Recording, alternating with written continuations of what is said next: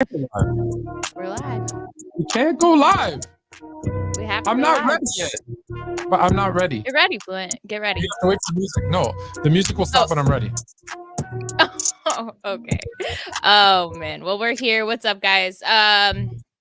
Merry Christmas, Happy New Year's, I guess. Hope you all had a good holiday and are, getting ready for this next year. We have a lot to get into today. But Jay, I just asked you, and maybe we can keep this going, but man, I'm feeling that Niners loss on Sunday, and I know you guys in the chat are going to come at me, and I deserve it. I'm a hater, so let me have it. But Jay, what happened? H Boogie, what up? What's up, H Boogie? Well, first of all, Tone, me and you had this conversation before the season started. How many games did I have us winning, Tone? 11. No, 12. 12. I had us 12. I had us winning 12 games this year. Yeah. So we right on pace to. I think we beat Washington this weekend in Washington. I think we beat them, and then we got the Rams for our last game of the regular season. But with that being said, do not let that score 33-19. Do not let that fool you. It was way worse than that. It was way worse. We got stomped on every level. At the line of scrimmage, we got beat up. Yep. No time to throw the football. Not only no time to throw the football, bad decisions when throwing the football. I do think we should have ran the football more. I do think we could have done a better job at running the football. Christian McCaffrey did have over 100 yards. I do think we could have done a better job at running the football. But Brock Purdy was under attack constantly. We got dominated at the line of scrimmage. On defense, I felt like Bosa didn't really get a lot of hands on Lamar Jackson. We was able to get to him a couple of times, but not able to capitalize on that. Overall, we just got beat up. It was one of those games, H, where I'd like another crack at Baltimore. Not right now, but I'd like to see them again. That's not. I've had beatings where I don't want nothing else to do with them. I don't want nothing else. But I'd like another rematch. There ain't gonna be no rematch. Right, Good. right. There's been games like that, Tom. Not that. This has been games like that where I'm glad we ain't got to see them again. I am happy for that. But I'd like another crack at Baltimore because I don't think they 4 or 5 interceptions and 4 touchdowns better than us. I don't think that they're that much better than us. No. But what I do want to do, Tone, is I want to give credit where credit is due. Yeah. Lamar Jackson is awesome, yo. We don't talk about him as much as we need to. He is an awesome quarterback. He's one of the better throwers that I've seen. I think that early in his career, he didn't really trust wide receivers, and he was used to being a runner. So because he was used to being a runner, he didn't trust his arm nearly as much. He wouldn't read defenses. He wouldn't go through his progressions. He would just stick with him just being an athlete, and not just being an athlete, just what he knew. But that a lot of that has to go with early on, right? The game is a lot faster when you're sitting there. I always, I stole this from Bama, who was like, there's a camera angle that shows you like from the quarterback's perspective. He's like, go watch that angle because you'll see it in a different light.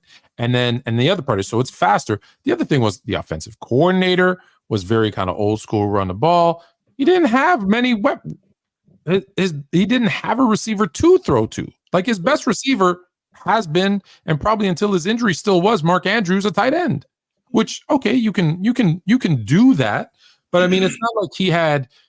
And I'm not comparing him to Patrick Mahomes, but not like Patrick Mahomes, who had Tyreek Hill and Travis Kelce and when he got out there, like he didn't have weapons. He didn't have an offensive coordinator that wanted to throw the ball. Yeah, and there were questions about his accuracy. And then he wins the MVP. He doesn't do well in the playoffs, and people want to write him off. He gets injured, and it's easy to just say, "Oh well, there's a lot of people eating some crow right now."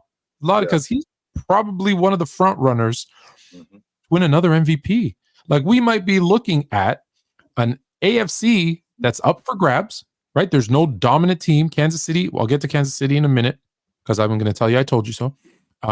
There's no Kansas City that's like, they're the clear-cut favorite. It could be Kansas City. It could be Baltimore. It could be Buffalo. Like there are teams that have a shot here. So why not him? Why not the Ravens? So if they play like the way they played on against the 49ers. Yeah. And you also thought, Tone, before the season started, you thought the NFC was a crapshoot. You did not think that the NFC was. I did not think highly of the NFC. You did not. You were not feeling the NFC at all. I don't know that that's changed. But that's what I was about to say. You still feel that way. I don't think anything's changed with the NFC today than it did in September in week 1. I don't think in week 1. I don't think that you are that much higher on the front NFC. runners that we expected. There are teams that had got more wins than I projected. Yeah. But the NFC South is still garbage. The NFC West, with the exception of San Francisco, right? We thought the Rams are better than we thought. Seattle's better than we thought, but they're not world beaters. Right. It still comes down to Dallas. Can they perform in the playoffs, which they haven't done of recent? The Philadelphia Eagles, who don't look as good as they did last year, like they were squeaking through some wins, and they've had 2 very bad losses. Mm-hmm. So Dallas, Philadelphia, San Francisco. Those are really the teams that we, New York came right back down to earth, crashing like I told you they would. Yeah. Detroit wins the division, but we kind of said it was going to be Detroit or, maybe Green Bay. I thought they had the better defense and the better running game. They didn't. So I did feel like Detroit could be the class of that division, and a lot of people had them.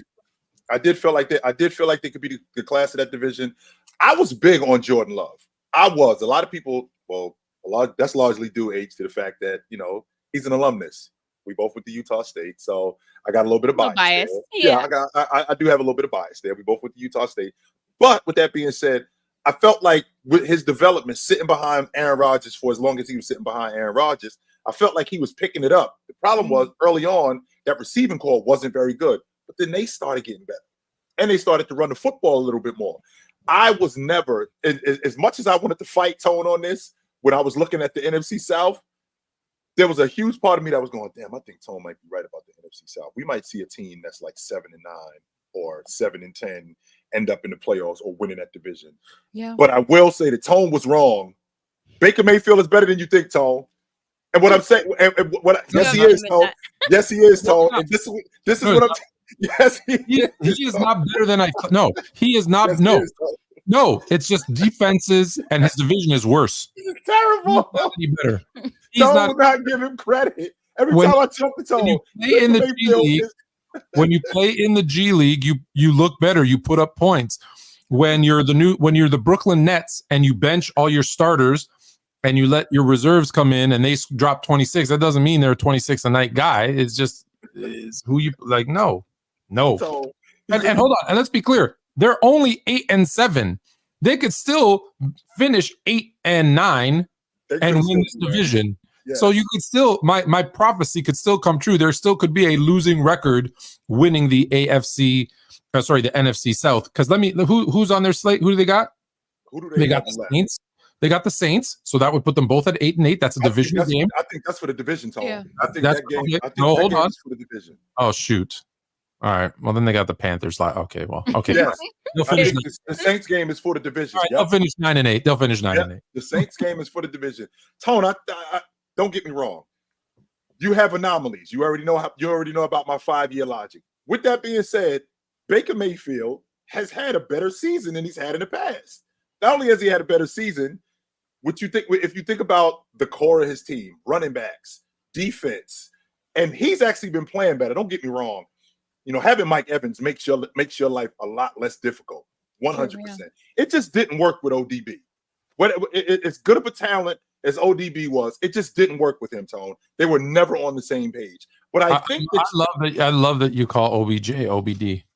ODB. That's Odell Beckham. I didn't even catch that. Yeah.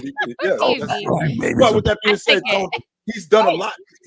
I think he's done a lot better going through his progressions this year, making better decisions. You just brought it up where you put yourself in the quarterback lens, where once the ball gets hiked, there's a 3 seconds. It's like a shot clock in your head. 3 seconds. 1, 2, 3. You got to do something with the football. Baker Mayfield has actually been better this year at getting rid of the football. He's actually been better at making decisions with getting specifically on quick outs and the mistakes that he used to make, which were catastrophic. He's not making as many of those this year. So, Tone, he's not the best looking at the ugly chicks as much as he used to be. How about that? Yes, he is. You had one too many drinks, and the strobe light is blinding you. That's all I'm saying. Oh, Fluent. Double P hit us with a super chat. 49ers are 1-3 against the hood of the NFL. We are who is the hood of the Baltimore, NFL? right? Like, yes. Yeah. But hold on. Wait, is Detroit though? You need to look up Lamar Jackson's record against NFC teams. Baltimore, with him starting, are like 5-1, 5-2. Like they dominate the NFC. It doesn't matter who they play. So I don't hold much weight into it. What I see is the way the defensive line dominated that offensive line and made Brock Purdy look every bit of the scrub that I told you he was. Like that's not a scrub. He's a rookie. Here we go, H. What are we doing here? I'm not going. No narrative. No. Let me come back around because I thought he was a one and done. You didn't see. He caught people off guard. They didn't know that he knew the offense as well as he did, and he surprised people. And I said, when he comes back around like a hitter in baseball, that second time you got to face the pitcher becomes a lot easier. He proved that it wasn't. No, he's actually a pretty good quarterback now. I'm not going to put him in elite status. People want to talk MVP. No, he's I agree. A good quarterback. He is better than I thought he would be. Yeah. They made him look on the weekend like that's what I thought he was going to be. So I'm not saying that's who he is. I'm saying that's what I thought he was going to be. I was wrong, but man, they made him look that way. They made me look real smart. Yeah, but at the same time, every quarterback has looked like that at some point in the season. Absolutely. But I agree with you. Like all these MVP conversations are just so. They're a little premature for him as MVP. Oh yeah, and I think we all know it's going to be Christian McCaffrey. Yeah. So I will. Speaking of quarterbacks, if I could just quickly say, man, did you guys like what you've been seeing the last few weeks? Go ahead, let it out. Because you have you don't even know where I'm going here. You've totally you know where I'm going. You've seen in the last like 3-4 weeks what it would have looked like if the Chicago Bears drafted Patrick Mahomes. Him getting frustrated, him yelling on the sideline. They would have wrecked him. 100%. They would have wrecked him. I got to give you this crazy stat. So far this season, the Chiefs have failed. Leave it in dynamic squares. What are you doing? Dynamic square. No, leave it in dynamic squares. I'm being told I have to change it by our bosses, so I'm changing. I don't have a boss. I'll tell you that right now. I do. My face ain't on the merchandising site, so I don't give a damn. If you want to go buy that merch, go buy the merch. Go click the link. Go buy the merch. It is not. You're not getting it from me. Use promo code Fluent now. No. You saw all of us fired. Okay, go. I'll hire you. Don't worry. I've seen what it would have looked like. Like you said, he would have ruined. The Bears would have ruined him, and this is what we would see him getting angry, frustrated. Receivers, just so you know, Travis Kelce has dropped more passes this season too than he ever has in his career because he's looking up into the stands to see that Jezebel, and just so you know, I believe it's 6 or 7 times this season. Check this out: 6 or 7 times this, 7 times this season, the Chiefs have failed to score 22 points. 22 points, just so you guys know, is like this a mythical bar in the NFL. Like you win more than you lose if you score. Oh, that's kind of the line. If you score more than 22 points, you win more than you lose. So they have failed to do that 7 times this season. It's either 6 or 7. Don't hold me to the exact one. However, in those games, the defense has held the opponents to under 22 points, which means they should have won some of those games. Right. And here's where it gets crazy. Prior to this season, in all of the 5 seasons, I believe, that Patrick Mahomes has been a starter, in 5 years, how many times do you think they failed to score 22 points? In all 5 years since he's been a starter. All 5, yeah. I'm 100% confident in single digits, maybe 5 times. It has to be. Yeah, I was going to say 6. Maybe. 6 times. Okay. Doubled the amount of times they have failed to score 22 points in one season. They've doubled it. That's what's going on with what I told you would happen. It was just a year late. And if I may, what did I tell you? Once Travis Kelce got paid, once Patrick Mahomes got paid, we know in the history of football, balloons. In the history of football, we know one time in the history of the NFL has a quarterback who's top 5 salary won a Super Bowl, and that was Patrick Mahomes last year. It was the first time in NFL history, because every time that happens, you lose guys, right? You lose guys like Tariq. You lose guys like Frank Clark. You lose those guys, and look what's happening. They couldn't even afford Juju. They couldn't even afford Juju. Who would have knew he would be their best? Don't say, they got nobody who could catch a ball. They got no one who could catch a ball. They got a bunch of DBs running out there dropping passes. They want to blame the media. Go get some stickum, because they're in trouble. Catch the football. That's your job. Do what I used to do. A little orange juice on the gloves. It dries up. Damn. I didn't say that. Wait, so do you think, is this the downfall, or will we see a downward trend now that they aren't going to have enough funds to go pick up, or they'll have to be homegrown, I guess. But they haven't done a good job of that, though. Yeah. They haven't done a good job of drafting. So look, we might be seeing. Remember when I said to everybody, relax, wait and see. Well, in 5 years from now, when he doesn't win another Super Bowl and he's having seasons like this, now I hope he's still super talented, but if he goes 5 years now with another Super Bowl, all of a sudden all that GOAT talk and the best of all time, that's going right out the window. Like, you know what else that means, Tone? You know what else that means? The Niners, we got to win it, because you know why? Because we're gonna have to pay Brock Purdy. Yeah, we're gonna have to pay him. So we got to win it soon. We don't have to win it in the next 3 years. We still got the core of our defense. We still got a lot of guys that are under contract for a couple more years. But with Brock Purdy, who's only on the books for $860,000 as of right now, if we're talking about a quarterback who leads the league in passing, leads the league in touchdowns, we're talking about the 49ers being the class of the NFC and him being a huge part of that, we're going to have to win now, because we're going to have to pay him. And when we pay him, to your point, things are going to go the other way, because we're going to lose guys like Bosa. We're going to lose guys like Warner. We're going to lose these guys. We're going to lose guys like Debo. We're going to lose those guys. Unless, right, he goes the Tom Brady route, because let's remember, Bill Belichick, who's probably gone this season, Bill Belichick looked like a genius. Yeah. But he only looked like a genius because his quarterback was taking pay cuts every year, and he was able to do, be like that mastermind mad scientist with the defense and the offense and bringing in different players all the time. And that masked a lot of bad decisions. If you look at his history, as many wins as Belichick has, go look at his history. The draft picks, the free agent stuff, like, he hasn't really done a great job. It's worked out, but it wasn't like, look at him now, the coaching decisions he's made, like, hey, let me take a window washer and throw him in as my defensive coordinator. Jay, well, maybe you can answer this. Who is who made that decision as to why Tom would take the pay cuts? It had to be Tom. Tom said he was okay. He would just sign off on that. It wasn't Brady.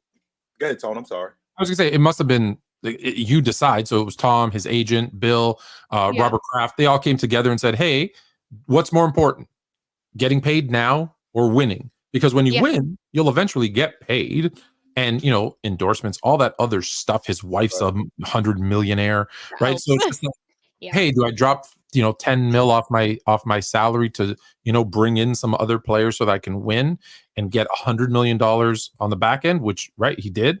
Yeah, that's fine. I'm just saying, most people, especially nowadays, there's no way that people are short out today, especially no way. They got tunnel vision, right? They have the mentality of, I don't know which one it was, Jay will correct me, either Bill Russell or Wilt Chamberlain, whoever got paid second, I was like, I want $1 more than him. It was Chamberlain got 100,000. So Bill Russell got, and Red Auerbach paid Bill Russell $100,001. There you go. That's, now, in those days, that was huge, but I'm just saying that's where $1 was.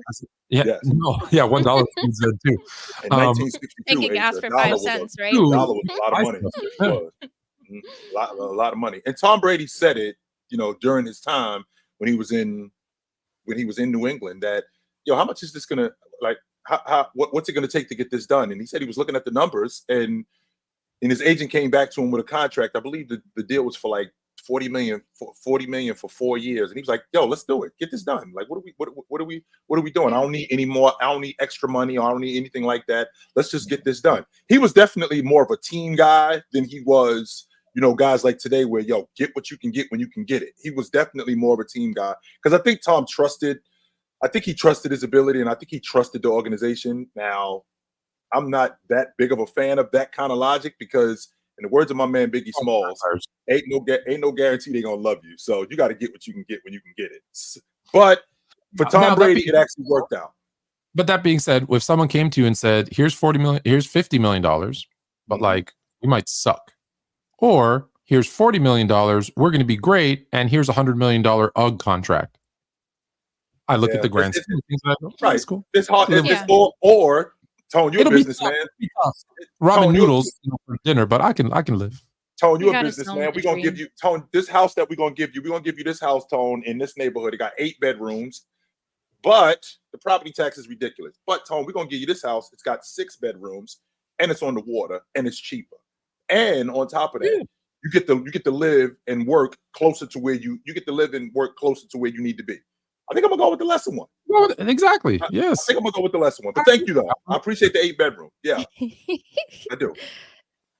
This is from Andrew. He said, "Think people are forgetting the Bobcats. They won 7 games." Yeah, they did win 7 games. No, yeah, this is in relation to, but in the shortened season. Yeah. Yes. Oh, they're talking. Oh, okay. Reggie. And by the way, H is starting. Just so you know, no Jalen Brown tonight, and Jason Tatum is questionable. I know. So we got to talk about it. We got to talk about it. I know. We'll get to the Pistons in just a bit because that's this might be the night. Well, fingers crossed. God. Reggie Reg, no troll tonight. Just saying what's up. Hashtag Haley for Pres 2024. H Boogie for president. Thank you, Reggie Reg. I will consider it. It's true. That is true. Double P 49ers are 1-3 to the AFC North for clarification. And not just 1-3, like Cleveland handled us. Not just 1-3. Cleveland handled us. Cincinnati came out. We beat Pittsburgh in week 1. Cincinnati came out to the Bay, and Joe Burrow reminded me how good he was. I kind of forgot how good he was. He came out to the Bay, and they basically picked us apart. And then you saw what happened on Christmas where we got stomped, right? Yeah. You saw what happened on Christmas where we got stomped. But the plus side to that, H, is we the best team in the NFC East. Because after we beat Washington on Sunday, that'll make us undefeated in the division. So we the best team in the NFC West, and we the best team in the NFC East. So I'm good with that. Yeah, I mean, everybody's going to have those games. I'd rather work it out now. But, if we do match up with the Ravens again, hopefully we have a better game plan because, we got shredded. Even our defense, like even Fred Warner, we were watching and it's like he seemed like out of breath. I don't know if they went out the night before or something, but they were just like torn apart. It was ugly all around. So, that's why DSG Colo Lamar is 20-1 against the NFC as a starter. Damn. Yeah. Damn. Yes. Random guy. No, that was because that was Jay before we came on air. I remember I told you I didn't have it. I said I wish I had it. See, that's how quick I can get stuff. Jay said, "Yo, did you know my daughter's blah blah blah years old?" And I was like, "Damn." I was like, "Oh, I didn't have the button, but I got it just in case if something came up." All right. What's good, OGs and H? Fluent, this has been Mayfield's best season. Low-key, I think he should be the comeback player of the year. Whew. And if not for DeMar, calling Taylor Swift a Jezebel is crazy. Tone, you got to come off that. You got to come off that Baker Mayfield. He doesn't suck, Tone. He does not. He's not garbage, Tone. Fine. He's not Butter Mayfield anymore. He's not. He's margarine. All right, margarine. Okay. That's just bad. I can't believe it's not butter. I can't believe it's not butter. That is just as bad. Random guy, thanks for the $10 super chat. We appreciate you. Reggie Reg, by the way, who else wishes OBD was alive to play slot receiver for Baltimore? Facts. He'd get dirty. He'd do the dirty work. OBD. No, take it a step further than that, Reggie Reg. Who is your favorite Woo member? If you had a choice, Own, who is your favorite Woo member? Reggie Reg, who is your favorite Woo member? Mine is ODB, as a matter of fact. Is it ODB? ODB was my favorite. I have a different reason for it because, like, I have like certain ones for certain things. Yeah. Like, I enjoy Raekwon, the way he lyricizes, right? But Method Man's flow, with the right. He was dope. But But Ghostface Killer has Tony's his name. Oh, here we go. Oh yeah, you've said this. We've had this conversation. Yeah. Yes, So, you know, I remember it's all coming how back. can I, you know, because we forget who I am, right? Right. It's Tony Stark's over here.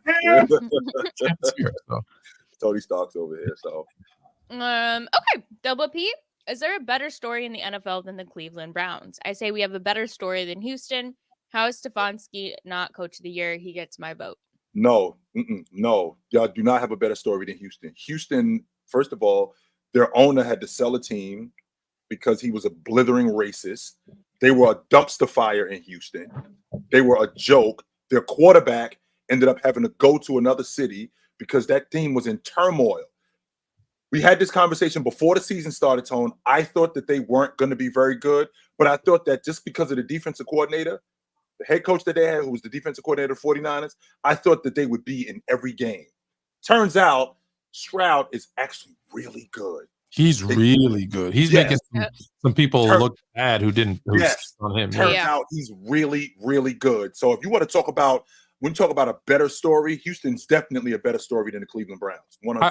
I would only say, however, though, if I'll make the case for Cleveland, and you know how I like nothing about Cleveland. I don't like the ownership. I like nothing. That being said, they are 10-5. They have lost, right? They had Watson, and who's their quarterback? Who's their quarterback? George Mikan? Like who? Like the dude coming out with a walker, bro. Like, so, you know, to stay 10-5, to be in, like, they're going to be in the playoffs.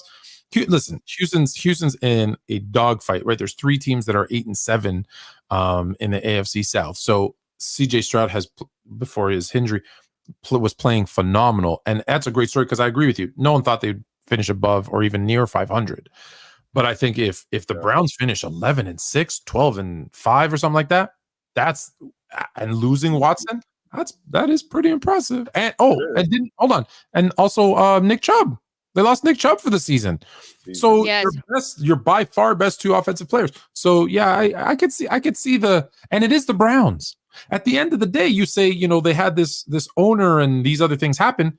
Well, the Browns have a history of weight sitting on their chest that they're going to figure out a way to blow it. So maybe Houston you can make the case. I'm with you. You can make the case.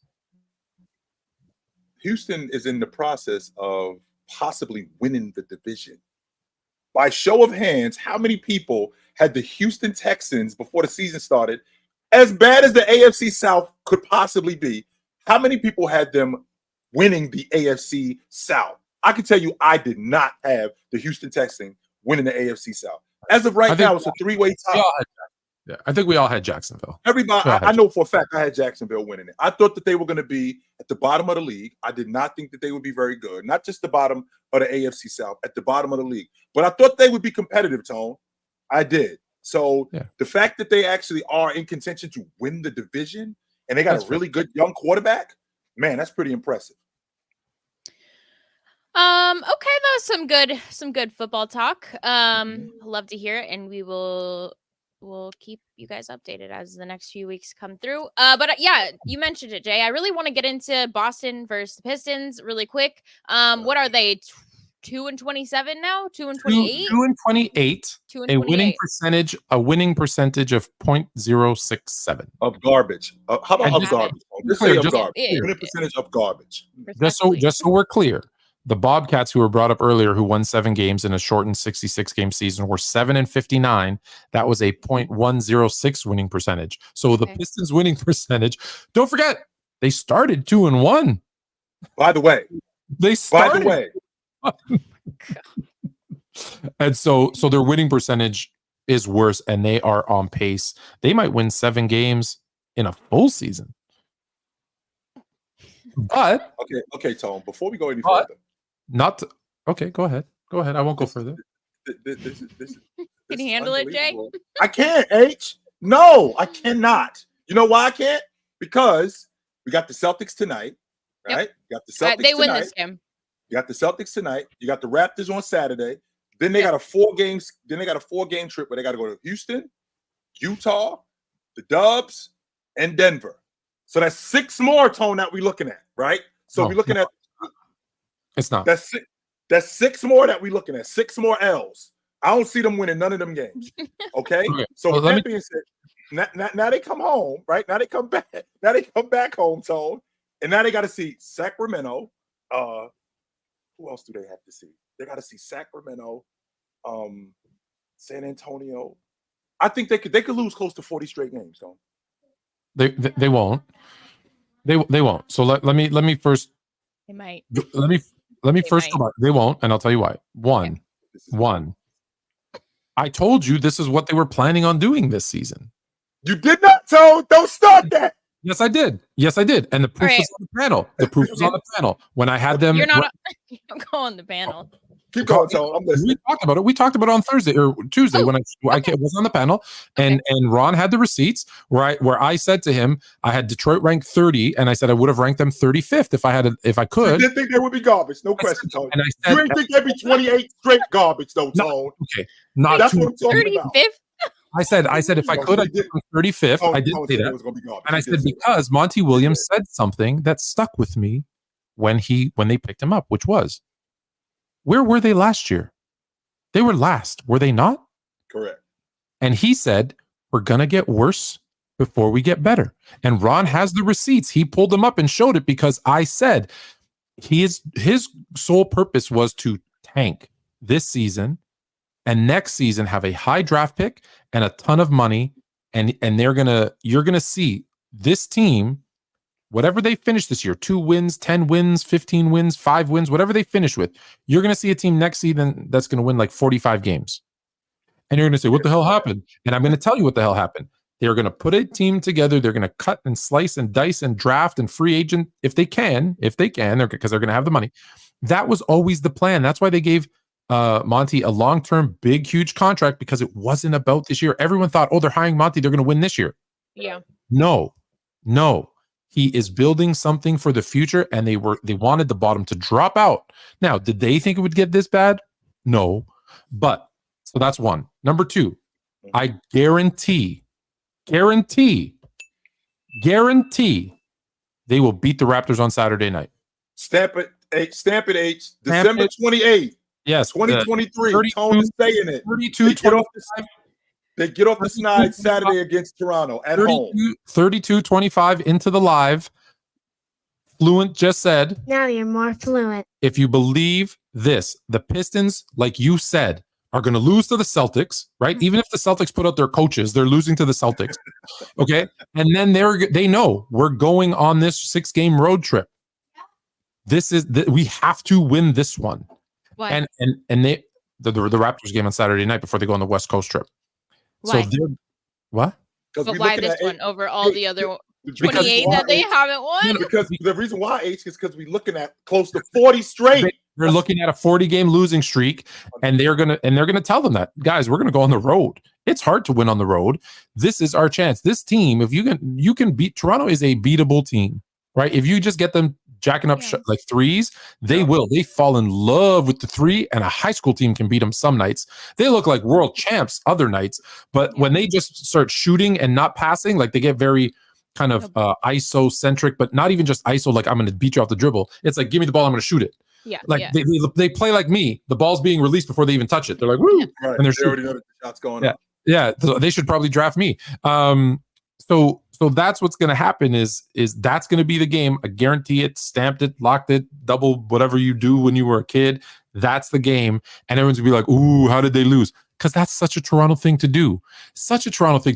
Kobe drops 81 on you. You win a world championship. And then a team with 29 straight losses or 27, whatever. Here's the difference, though, Tone. We're talking about a team that's on pace to be the worst team in NBA history. And they will. They're on pace to be that. Now we're at a point where everybody that they play, it's like the world champs coming to town. The idea is not us. Yeah. Not us. That's the idea with every team moving forward. We can't lose to them. We cannot lose to these guys. So when Toronto comes to Detroit, which by the way, Tone, when Utah beat them in Detroit, they had 5 of their best players out of the lineup. which I'm still trying to make sense of. How they did that? Not only how they did that. This Detroit team, Tone, you had them as garbage. I did think that they were going to be better this year. Yeah, Jay, you were a little high on them because you I like got talked their in. defense. Yeah, I love Jalen Durant, but I looked at the talent that they had. I thought that Ivy and Cunningham would be one of the best young duos in the game. I thought that Jalen Duran was on the upswing. I'm looking at this crew. They got a good dirty work guy in Stewie. All of this stuff looked to me like this team could actually contend possibly for a play-in spot, maybe. But they won't even be close to as bad as they were last year. All of that went out the window. Every team that they play against, every team that they play moving forward is thinking we can't be that team that they lose to. That loses to them. We're not losing to them. Listen. The year. I'm not gonna tell you the year. You'll know the year once I tell you the story. So I get invited to go watch a basketball game, and I'm very excited because the person that asked me has very good seats, and I'm like, cool. And I'm all excited when we go, and I'm watching a phenomenal player, and we're watching the game, and I'm noticing him, his teammates, they don't seem up for this game. I'm like, man, they've been playing really, really well this season. Why do they look so down? They're just like, do. Like they were going through the motions. They were going through the motions. And the team the home team that I was watching, they were horrible. They stunk. Like they were up and down that roster. They were trash. By the end of the game, the trash home team that had no business, I think they won 17 games that season, beat this team that should have dominated them because they walked in like do. And that was the Toronto Raptors defeating the 72-10 Bulls. One of those 10 wins was to the 17-win Raptors, who stunk. I mean, I think Jean Tabak, go Google that name, was a starter on that team. So that was a horror, and it was because the Bulls came in, and you could see Jordan, Robin, Pippen, they were all like, do. Okay, this is a win. And I'm telling you, those things happen, and I think it's Saturday night. There's a difference. There's something that he left out, H. He left out the fact that when they played Toronto, it was at late in the season. We're like a couple of weeks before the playoffs start. So already kind of Tone making it sound like we was in the dog days of the season or it was in like December. No, it was late in the season when they played them. Still, it was late in the season when they played them. But with that being said, the Bulls ain't had no business losing to Toronto. None. None. They had no business losing to them. Randy Brown, Judd Buechler, and Will Dudu, and they should have won that game handedly. They should have handled them dudes. So Jay, what's your prediction? What's the game? I think they traded Purdue.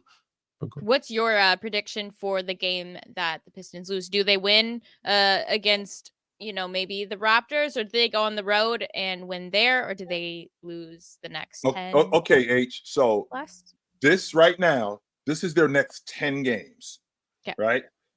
They lose tonight to the Celtics. Okay. They lose to Toronto on Saturday at home. They lose all 4 of their games on the West Coast. They lose to Houston. They lose at Utah. They're going to lose at Golden State, and they lose at Denver. So that's 6 straight. So now we up to 34, right? So now we're up to 34. Then they come back home. They lose to Sacramento at home. San Antonio, who is also garbage. I think they won. Yeah, someone said they have 2 more wins than the Pistons. That's what I'm saying. I think San Antonio has won. I think they lost 4 games. No, not even 4. I think they lost of their losses. I think they only won. They're on a ridiculous losing streak too. By the way, I think they lost like 18 or 20. Something ridiculous. They're garbage. So San Antonio is possible, right? San Antonio is possible, but I don't think San Antonio that's the toilet bowl game. That's what that is. That's the toilet bowl. I don't think that they lose to Houston and Washington, who, with the young guys that they have, they're going to come into this game like, we definitely not losing to them. We might be garbage, but we ain't that bad. We definitely not losing to them. Yeah. And the number 10 game is Minnesota, who's got the best defense in the league and is arguably the best team in the Western Conference and the top 3 team in the NBA. So with that being said, the game that I see that's possible is the 38th game against San Antonio. That's it, H. Other than that, these next 10 games, they could definitely drop this and lose 37 straight. So I was actually talking about this earlier because this crew to have gone so many games, such a long losing streak. I mean, is it just at a point where you're sort of siding with Fluent, where it's almost like we're tanking, so let's just, kind of ride the wave? Or is it like so ingrained in their head and seeing all the hate and hearing your own fans chant, sell the team, like, because these are people, like Cade is a really talented guy. And like, what is this kind of, I guess, experience do to your mental pushing you into the rest of your career? Like, this can't feel good to have your own fans consistently boo you. I mean, the Sixers fans always do that. So, I guess some teams are more used to it than others. But yeah, what does this mean for the guys that are actually playing through this? Well, first of all, H, if you end up selling the team, you still got the same team. It's not like you selling the team and you getting a whole new slate of players. You still got the same team. So what does that mean for your crew? We still garbage. We just got different ownership. So that's not going to change this year. Right. And to Tone's point, basically what Monty Williams did was he came in the house and tore the house down. He just gutted the house. And then we're going to start over. And it's going to look way worse walking in the door of the house. But wait till I clean out all the mold. Wait till I get new wiring. Wait till I do all of this stuff, which would explain, to Tone's point, why they signed that deal for 7 years as opposed to a 2-year deal, because this is not an easy fix. This is not an easy fix at all. But when you're this bad, sure, it could ruin some morale. Sure, it could ruin some guys in terms of mentally. But I tell you what it didn't do. The great players, it actually made them better. Last time I checked, Matthew Stafford was on that 0-16 Detroit Lions team. He was on that crew. Was he not on that crew, Tom? No. No, sure? Dan Orlovsky was. Dan Orlovsky ran out of bounds. That's right. Dan Orlovsky ran out of bounds. I thought Matthew Stafford was on that crew. Was Megatron on that crew? I'd have to look that one up. I'm pretty sure he was on that. I think Megatron was on that crew. And we're talking about a top 5 wide receiver all time, right? We're talking about a top 5 wide receiver all time. So this could do one of two things. This could wreck some guys, but this could also make some guys so much better. Yeah. So much better. So with that being with that being said, this team right now, there is no quick fix. And on top of that, this is just a bad season. It just is. And to Tone's point, I understand what they're doing. I do. I understand what they're doing. You're getting worse to make it better later on. And I was wrong about Detroit. I was completely wrong about them. I had them a lot better because I was looking at what they looked like on paper, and that was it. Yeah. I will say there's nothing good that ever comes out of tanking. Nothing good comes out of tanking. Like, it didn't work for Philadelphia. Like, what you create is a losing culture. And you brought up the Lions, for example, being 0-16. Well, they never won anything. Even when they got Matthew Stafford and although Calvin Johnson was there, when those two started playing to their potential and, they had opportunities, they never won anything. Philadelphia, right? Every year they're like, oh, this, Embiid and this and that and this, and they never win anything because there is a winning culture. There becomes an acceptance in losing. Sorry, losing culture, an acceptance in losing, and you know what? And the Browns, another great example, another team that went. Just don't forget, they went 1-15 and then 0-16 in back-to-back seasons. And they've never won anything like that. Anytime and that's why I thought they were going to be bad, is because when you accept that you're going to lose, it snowballs quick. Yeah, it snowballs quick. And just to Dean, who keeps repeating the same thing in the chat, I'm not going to hell. I've been there. I lived in Arizona. And two, yes, that was brought to my attention by someone inside the Raptors staff who said it's still an issue. Yes, it was 5 years ago. It's still an issue, and they've never gotten past it. And for whatever reason, it's boiled up again because they're talking about it. So there you go. I believe now I say. Now you're more fluent. Correct. Okay. So another kind of conversation, and we can take it for what it is. I mean, we're always hearing these rumors fly, right? But apparently, Arizona's great. Sorry, Arizona's great. Hunter, I meant the Heat. The Heat is like hell. Arizona's, yeah. Anyways, that's why Arizona. But yeah, I'm hearing a lot of rumors about Kevin Durant being in search of another team, possibly being on the trade block.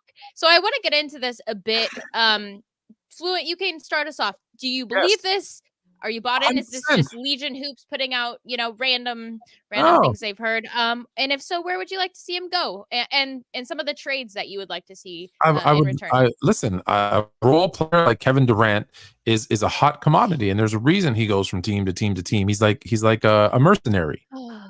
Right? He's like a mercenary that you bring on to kind of when you're going into battle and you need to do stuff. You bring in that person to hired play gun, just a hired gun.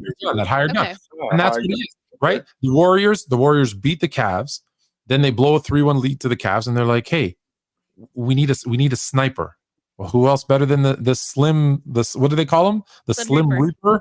The whatever his nicknames are. Bring him in. Bang bang. Shoots down LeBron. Beautiful. Like that's what these kind of role players do. They come in and they finish off. They're the little bride and groom on the top of the cake. They're not the delicious, tasty part, but you need to have one at the top of every wedding. So I would love for him. I saw a trade that was easy money sniper. Thank you. Yes, the easy money sniper, because that's what he does. He goes out and looks for easy money. So the Lakers would be a perfect fit next to him. LeBron, AD, right? And I believe the trade. The one we were talking about was it Austin Reeves, Hachimura? I forget. Yeah, D'Lo. And D'Lo. That'd be perfect. You throw those three guys together. Then, that's going to be the bride and groom on top of the wedding cake. So is KD the best role player of all time to you? I believe he is the greatest role player of all time. Absolutely. No, that's Michael Jordan. No, that's not Michael Jordan. That's LeBron James. He's the greatest role player ever. Yes. LeBron James, because they all role players. You can't be a GOAT if you're a role player. Yes, you are. Everybody's a role player. You know what? Every last one of them a role player. Hold on. Every last one of them. I mean, yes. Hold on. LeBron James is the greatest role player. We gotta go back a second. Hold on. We gotta go back a second because I just want to quickly. Charlotte. Okay, other than Detroit this year, the worst records in NBA history. Charlotte in the East during LeBron's run. 76ers in the East during LeBron's run. Hold on. The Nets, 2010, in the East during LeBron's run. The Atlanta Hawks during LeBron's tenure. None of these horrible worst records of all time happened in the East during the Chicago Bulls run. So anytime someone tells me the expansion era, go look at the worst records of all time. Just saying. Okay. So you think LeBron James is the greatest? Let's stick to this. The greatest role player of all time. The greatest role player of all time. Because they're all role players. Every last one of them. Jabbar was a role player. Magic was a role player. Jordan was a role player. Chamberlain was a role player. That's my role. I'm the superstar. But true, logically true. But as a role player in the context of like NBA discussion and debate, when you see a movie. It says starring He is the star. Yeah. That's his star role. James, I am the star in this role. That's who James is. That's who Jordan was. That's who Jabbar was. They all starred in their role. All of them did. I'm the best player on the team. That's my role. And he starred in it. Period. Agreed. But in the way in the context of NBA discussion. Role. In the context of NBA discussion, we have stars and then role players. Okay, I think the question is who's the greatest supporting actor of all time? And to Fluent, it's KD. It is KD. Yeah, it's KD. He's not a superstar. He doesn't lead teams to championships. He actually did lead the. He did not. He did not. He did not lead them. No, he didn't. No, who was the leader of that team? KD was. He was the third. I say that he was third behind Steph and Dre. No. I'm talking about in Oklahoma City. I'm talking about in Oklahoma City. He won him for championship. He didn't win. He didn't win. Well, there is, just so we clear, there is a banner in Oklahoma City that says 2012, 2013. Sure. There's a banner in the in-season tournament. It don't mean shit. Western Conference shit. Because you don't win and I hate this culture, because you don't win the Powerball. Just so you know, the Powerball is $700 million. That's right. If you end up winning, if you end up getting 5 of the 7, or you if lose. you end up getting 6 of the 7 numbers right, you still end up with like $2 million. No, $3 million. You did not win. You're a loser. If you end up in the NBA Finals, we are the Western Conference champions. But you're not the champs, and no one will remember. Yo, actually, we are. We're just not the NBA champs. So we did win something. Yes, we did. We did win that. We won the Western Conference championship to get to the NBA Finals. I hate when I hear people minimizing that. That's a big deal. So Toronto's an all-time great team because they won so many Atlantic Division championships because they get a banner too. And just so we clear, Tone, what was Toronto's? What was their when they first showed up to the league? Who were they? Because there's a difference. Before you answer that question, Tone, there's a reason why the Celtics and the Lakers only hang up NBA championship banners because that's who they were. But the Chicago Bulls, if you look up in the rafters, there are division titles. If you look up in the rafters, the Eastern Conference Championship, that's up there. If you look up in the rafters, in addition to banners of winning the NBA championship, because that stuff matters. Just like it matters that we are the NFC champs getting to the bowl game. That stuff matters, man. It matters, but Jay, here's the thing: like, it matters, especially if you love the game and the history of the game. But to everybody else, no one remembers that. It's just like in school where they give out participation awards. Like, no, Jay. If all the stats are the same, hold on. If all the stats are the same, I got 5 NBA championships. You've got 5 Eastern Conference championships. Yeah. Who are you giving the nod to? It's the same as Buffalo going to the bowl game 4 straight years. It's the same. However, when it mattered the most, you lost. So you got to, as much as you want to hype them up for getting there, you also have to knock them down for losing. Oh, of course, you have to win. Yeah. That part I won't argue that part, Tone. I will not argue the fact that you absolutely have to win it. How many years did you play in OKC? 9 years he played. So 9 seasons in OKC with one of the best young cores you've ever seen, and you made it to the finals once and got smoked. So I'm sorry, I'm not going to hold you in the same regards as someone who did it multiple times and won. I can't. And that part I won't argue, but I'm not going to dismiss the fact that, at 23 years old, I took my team to the NBA championship. I did do that. While I was there in the process of taking my team to the NBA championship, I did win the league MVP. I did do that. While I was there for the 9 years that I was there, I did lead the league in scoring. Now, I might not have won the NBA championship, but I was the scoring champion. Can you name 3-5 guys who took worse teams to an NBA championship? Because I can. Who took worse teams? All right. I think that Philly team was worse than Oklahoma City. I think that 2007 Cleveland team was worse than Oklahoma City. Jason Kidd Nets teams. Were they, Tom? Yep. With Kenya Martin and actually, you know what? With Richard Jefferson and Kenya. Yeah, now that I'm thinking about yes. Right? With Kenya Martin. We don't hold, and I love Jason Kidd. We don't hold Jason Kidd or Allen Iverson, with the exception of LeBron, because of what he did after. Right. We don't hold those guys in as high regard as Kevin Durant, but they took lesser teams to an NBA final once. Actually, J. Kidd did it twice in back-to-back years. So to praise him for doing it once, sure, but let's not get carried away. Now, had he stayed and done it again, I think we're having a conversation. Again, it goes back to, you went and you were the next guy. Like, everyone wants to be like, well, statistically, it was neck and neck. Go look at what they did statistically. It was damn close with him and Steph. But I think we all agree the leaders of that team were Steph and Dre, and to a lesser extent, even Clay. Like, he got the best of all worlds. He got to go in, take the most shots, score the most points, win 2 back-to-back championships, with none of the pressure of having to be the guy that yelled at people when they were, taking it light. Now, maybe he did. I'm not saying he didn't, but I'm just saying he didn't have to be that face of the franchise. It was still what do they call him? The baby face assassin? What do you call that dude? What do you call that nickname? But yeah. You don't like that one? Oh, okay. Baby face assassin. Which is going to be a really good entry point into our next topic. But before we get into that, we do have a guest. We do. He's going to come share. He's not connected. Well, he'll be here soon, hopefully. What? I guess we could segue into this conversation. Sorry. Okay. Actually, let's just do these chats. Fluent James, Junior just said, not to call him a babyface assassin either. He said he's Chef Curry. He's the chef. He is Chef Curry. W. He's Chef Curry. Fluent Junior. Yeah, he knows. He knows what's up, the lingo and everything. Yeah, he knows. James B. El FIFA boy for hating on Detroit. All right. Who's hating on Detroit? FIFA.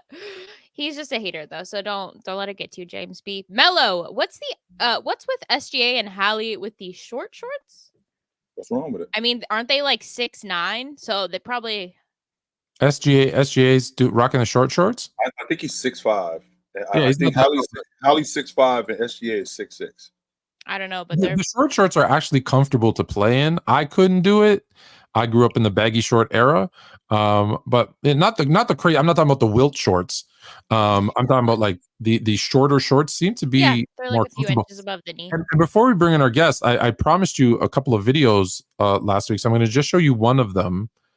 Just quick. Brandon Jennings misses the three. Loose ball rebound. Gobbled up by Dwayne Wade. Here he comes with LeBron. Oh my! Again! A crusher from high above the rim at the Bradley Center. Fluent Junior doing his best D Wade impersonation. Cute. I don't know which one it is. I'm sorry. Before I get you guys fired, go find the right one. No, it's fine. They can chill. We'll be good. No, I don't want you to get fired. All right. Are we gonna bring up our guest? Yeah. Now we can bring. You should tell them what he's going to talk about, though. Yes, I will in just a moment. Do you know Tony is going to tell us he's done a deep dive, and you might remember him. He did a Kobe thing, I believe, last time. He did a deep dive on why the Suns stink, and maybe it's because of what I was just saying about the role player Kevin Durant. So you have some info on the Suns, right? I do have an info, but I wanted to ask you guys a question real quick. Where I'm right, where I'm wrong. Because we're in the midst of the longest losing streak of all time with the Pistons, and there's no reason for them to win whatsoever or try to win for the rest of the season. So I was thinking the way we could fix tanking is we take the 14 teams that don't make the playoffs. We give the teams with the two worst records a bye, and then whoever wins that one-off tournament takes about a week to play, gives the playoff team some rest. Whoever wins that, they get the number one pick, and then we seed the picks that way. It's a boost to revenue, boost to games. It's kind of like the NIT tournament. So you want an in-season tournament and an out-of-season tournament? No. I want a tournament for the number one pick, just one game. But it's out of the regular season, right? Yeah. It would be like afterwards, and then it would give your guys like some. Let me ask you a question. I'm a fringe or even mid-tier player on that team, knowing that if we win the first overall pick or whatever, that dude's coming in and taking my job. Am I gonna be motivated to play? No. Not with that attitude, but if you take the attitude of I'm a mid-tier player, and I can really show out and show what I got to do. You know what I mean? On a national level where all eyes are on me, especially if it's the championship game for the number one pick. Right. I just think we have so many extracurricular things going on already. I don't know if people would buy it, but I do wonder. One of my fears is like from last. No, well, of course I'm going to watch. But one of my questions is from last season. Do you remember when I believe it was the Blazers? They pulled out Dame. I think the Mavs did the same with Luka, right? Where they were pulled out. And Kyrie. And I know that was to give a pick to the Knicks, and there's a lot of things that go on there. But I guess my question is, how can we eliminate teams doing this and pulling star players earlier? Do you think that's going to become more and more of an issue? Are you asking me? Yeah, anybody, but especially you. Yeah. Yeah. I think it definitely be more of an issue. Like I said, what's the motivation to not do it? Simple as that. I mean, what's the motivation? What's the motivation to not have a tournament, or who sucks the worst? Because we actually already have a tournament to find out who sucks the worst. It's 82 games. But we already have that. But let's be honest. Here's what's going to happen with that idea, because I've heard this idea before, and here's the problem I always bring up. You'll have a team like, let's say, a Dallas or whatever, who just misses the playoffs, right? Who's like significantly better than the other teams, and now what you're going to do is you're going to let them run through that tournament, win, and get the first overall pick. And let's say you have a team that and this, this happens, a team that finishes in that bottom half because a player was hurt, right? And now they're in there, they get the first overall pick, and that player maybe comes back at the end of the season. There's so many things where a good team can become a great team that now the bottom teams are just going to be like, well, now we have no shot. We have no shot at winning the draft and getting better because now we got to play these superior teams. We already lost to them 82 times, maybe 41 times. Yeah. I miss you too, Pharaoh. Kind of like San Antonio, which went from worst to first, kind of like Boston. I can dig that. Yeah. I was on the panel on Tuesday. You can go back and watch that episode. I was great. Yeah, he was. I was great as usual. Okay, Suns. Let's get into that because I am curious to hear your thoughts. So the problem with the Suns is they've had a lot of one of their issues is turnovers. They don't have a point guard. They're seventh worst team in turnovers. They're a top 10 team in turnovers. That's one of the problems. A lot of problems too is a lot of people focus on their rebounding, but actually they're in the upper half in rebounding. They're 13th and 12th. The problem with the Suns right now is they were built around offense. They're just not that good offensive team. That's where the problem is. They're 27th in field goals made. They're 28th in attempts. They're 14 in field goal percentage. They're 23rd in 3-pointers attempted. They're 24th in 3-pointers made. They're 14th in 3-point percentage. Just every single thing that's offensively, they are in the mid to worse in, and that's going to be a problem. Like Devin Booker said respectfully, I don't know how teams are going to stop us. Well, you're only 14th in scoring. Plenty of teams are stopping you, and that is. But if I'll just throw this wrench in there, one, it's to be expected with a team. When they brought in 8 new players, they're going to take some time to get to know each other, and they haven't played as a unit ever. No, maybe once, twice, like with at least their big three. They haven't. Yeah. So there's been no opportunity for them to create any cohesion at all. And when you bring in that many new players, it does take time. So all the things you're saying, I'm not disagreeing. And I agree. They need a point guard. They need defense. They need a lot of stuff on that team. But I'm not surprised. I guess maybe no one is. I don't know. Are you surprised? Well, where the surprise lies in is, I would look for the numbers to be a little higher. I would think why are you paying at a near last in the league in pace? If you have some of the best scorers in the league, you would want to crank up your pace a little more to get them more offensive shots, and if it's because it's the Chris Paul theory where we're playing slow and we're going to get the best shot. Well, we have 2 of the top 10 players in the league, and they're only shooting 14%. They're right in the dead middle of field goal percentage. So obviously they're not even getting the best shots. Right. So that's where the problem lies. They're, like I said, they're 16th in points, so they're in the bottom half in points. Mm-hmm. They're actually 4th in free throw attempts and 2nd in makes, so they're getting to the line just fine. So that's not where the problem. The problem also lies in that's part of having a big 3. Even if your third player goes down, you still got 2 players who on most nights are going to be the best player on the floor. Most nights they take the court. They have the 2 top players on the floor, and they can't win games. Right. They lost 2 in a row against the Spurs. The Spurs haven't won since, so it's not like that's where the Spurs turned a corner. They've lost against the Blazers. They have just lost against a lot of bottom tier teams, and that's fine if your goal is to outscore everybody. And but the way the team is designed, they're not even doing that. And so if you look at the Phoenix Suns, you just mentioned pace. Well, they got a lot of isolation guys. KD is an isolation guy. Devin Booker is an isolation guy. He plays good in transition. KD also plays good in transition. But primarily, they're isolation guys. So where's the problem? They don't have a lead guard to speed the game up. So, but them not having a lead guard to speed the game up and get guys out in transition, they're not getting easy buckets. So the stuff that they get in the half court is basically their offense. That's basically where they're getting most of their offense from. Add that to the fact that they don't have a defender on the wing that can help speed the offense up by making plays. They don't have that either. And they don't have an interior presence. Like you just talked about rebounding. I think rebounding is a big deal in the NBA. I think rebounding is a huge component in winning. But when you don't have a guy like DeAndre Ayton, you don't have a paint presence that can make teams take bad shots where you can get rebounds and speed the game up by getting the ball to your lead guard. then you're not able to play fast. So losing DeAndre Ayton was a big deal. Not having a lead guard, that's a big deal. The idea, and Tone actually said this a while ago, and I agree with him, the idea that throwing units together more times than not, it's not going to work. The history of the league has shown us that when you throw units together, more times than not, it's not going to work. It'll like I think the Miami Heat with James and Dwayne Wade, that was the exception. And Boston. even the first year that they lost, Boston, that was the exception, right? Because you had vets. But when you have teams like this where there's glaring deficiencies, it's going to be difficult for this to work right away because you think that you got a bunch of guys who score buckets. That's going to be the difference. No, that's not going to be the difference because you need the other stuff in order to win, and Phoenix doesn't have that.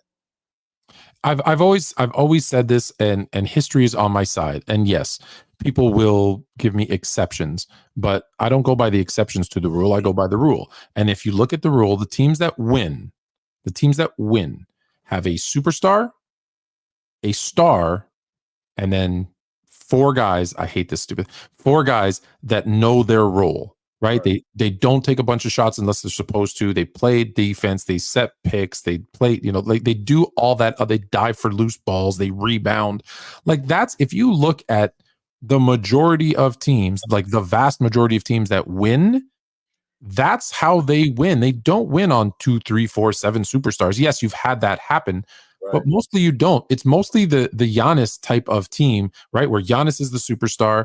Your Middleton's the star, and then you have a perimeter defender, point guard, and Drew Holiday. You have a guy like Bobby Portis, like Brook Lopez. You have those role players who they couldn't lead a team, be the best player on a team, but they know what to do, right? Even the Warriors, right? If you think about it, Curry's the superstar. I'm going to take out the KD years. Curry's the superstar because that's the exception.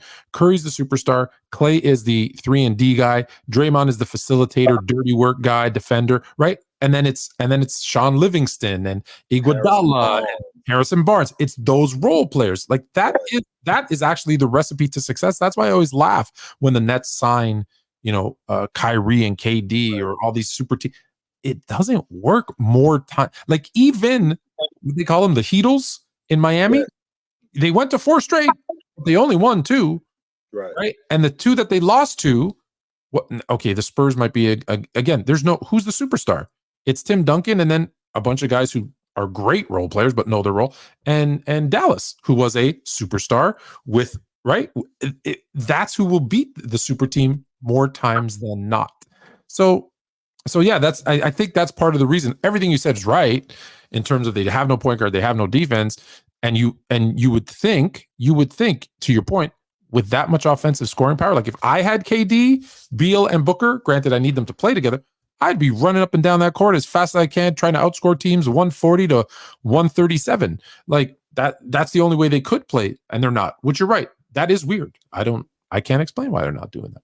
Well, I wanted to say this off the rebounding, and I don't have the numbers, but just watching it this season, I would say Yusuf is rebounding at a higher clip per minute than Ayton. I don't know what the total numbers are, but I'll just use an example. One game, he had 18 rebounds through 22 minutes through the third quarter. Last night, he had 10 rebounds in only 14 minutes.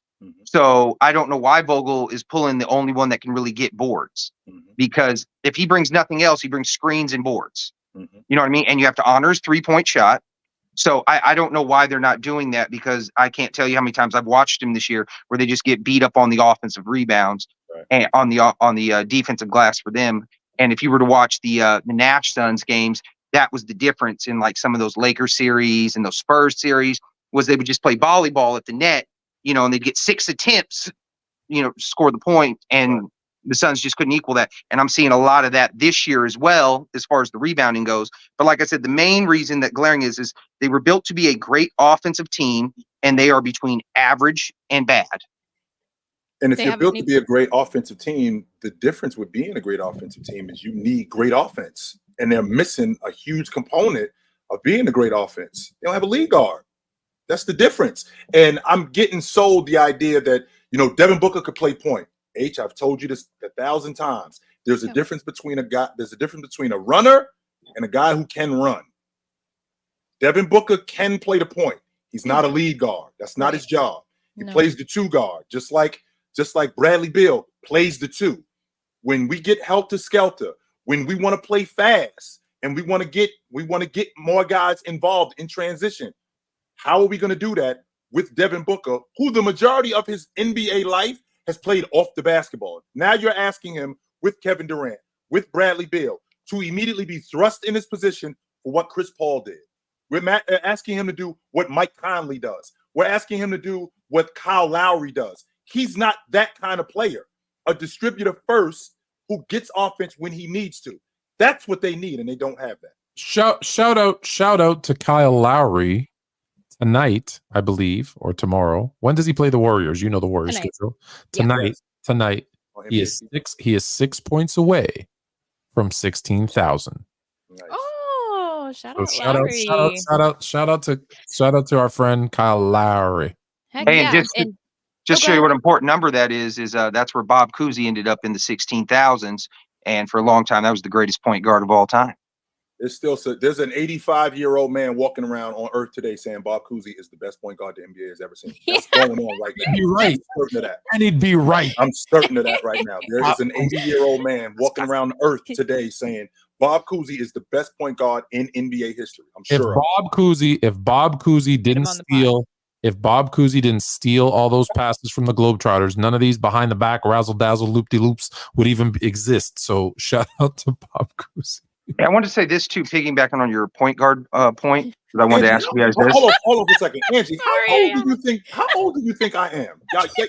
Y'all dudes wild as hell with this old logic. And don't get me wrong, I think it's funny. I think it's funny on some level, but how old do you dudes think I am out here? He's literally, I've seen him in person. He looks way younger in person. You know what I think is funny? You know what I think is funny is they don't realize I coached Jay and Cousy. So yeah. Wait, yeah. Aren't you the oldest Fluent?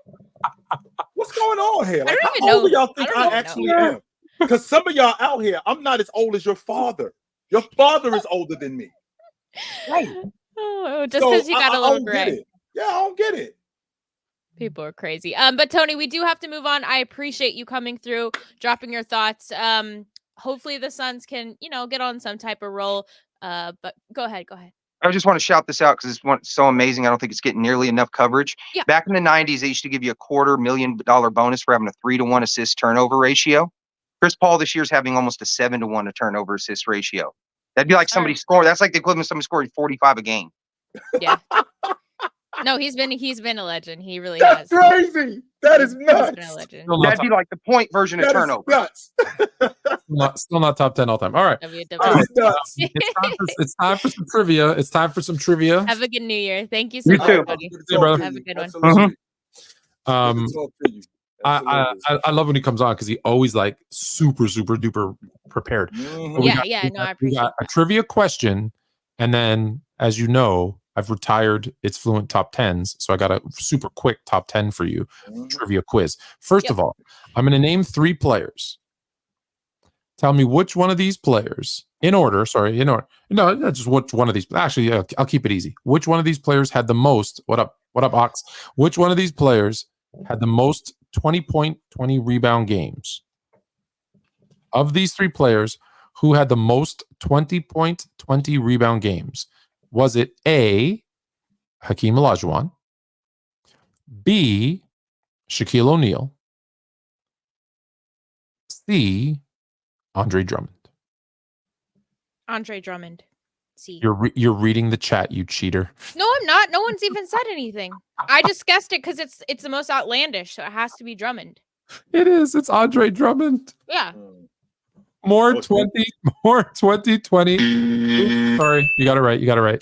More 2020 games than Shaq and Becky. Think about that. He's a legend, bro. It's a Hall of Famer. He already said he's the best rebounder in NBA history. Okay, here's our top 10. Quickly. So all you have to do is name teams, and I'll tell you when you got all 10.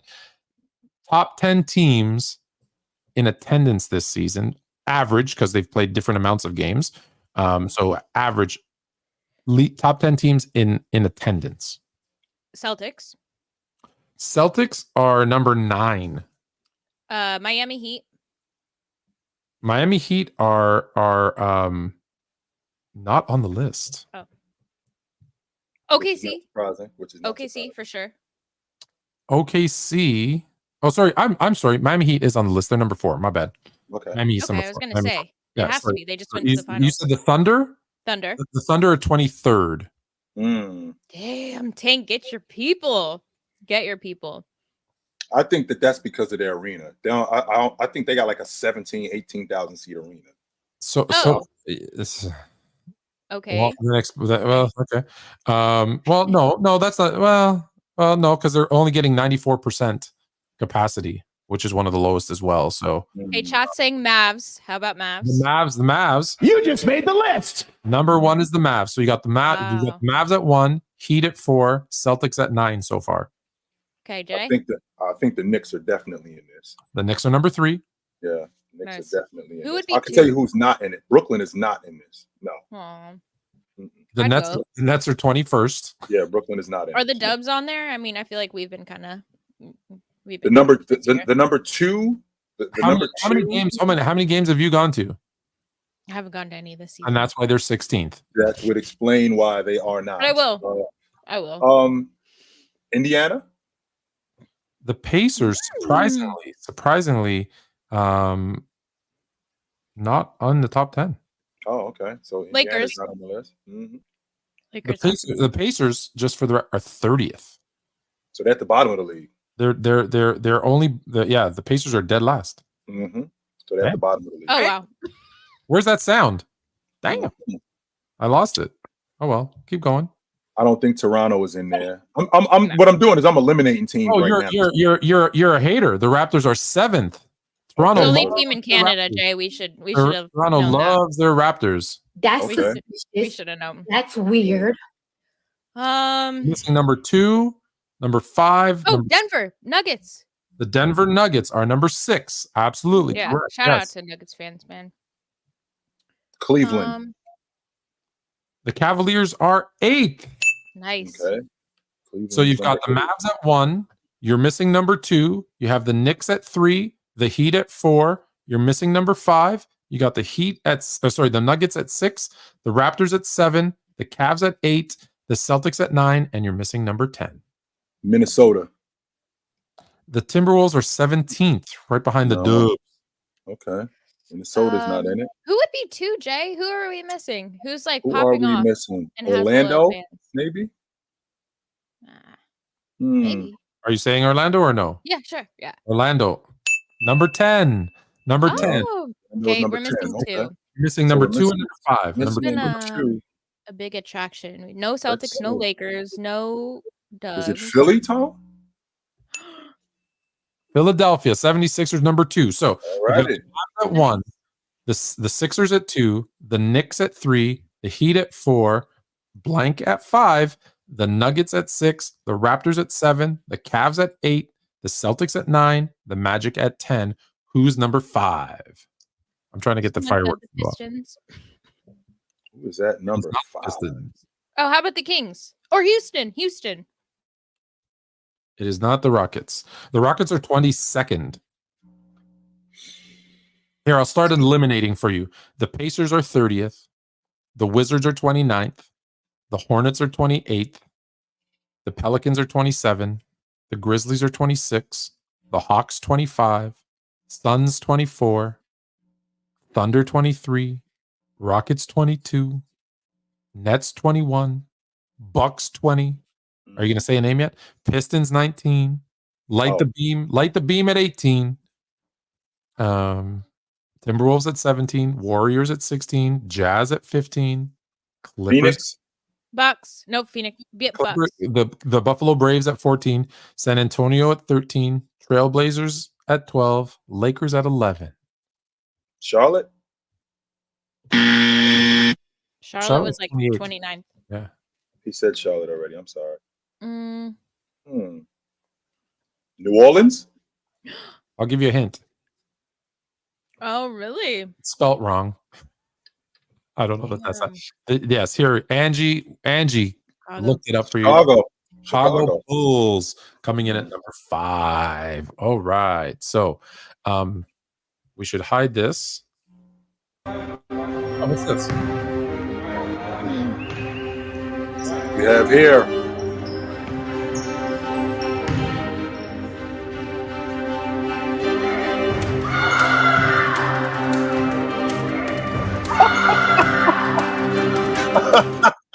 An incredible shot by Fluent from half court. Good God. You know, I heard this the other day. What do you think, Haley?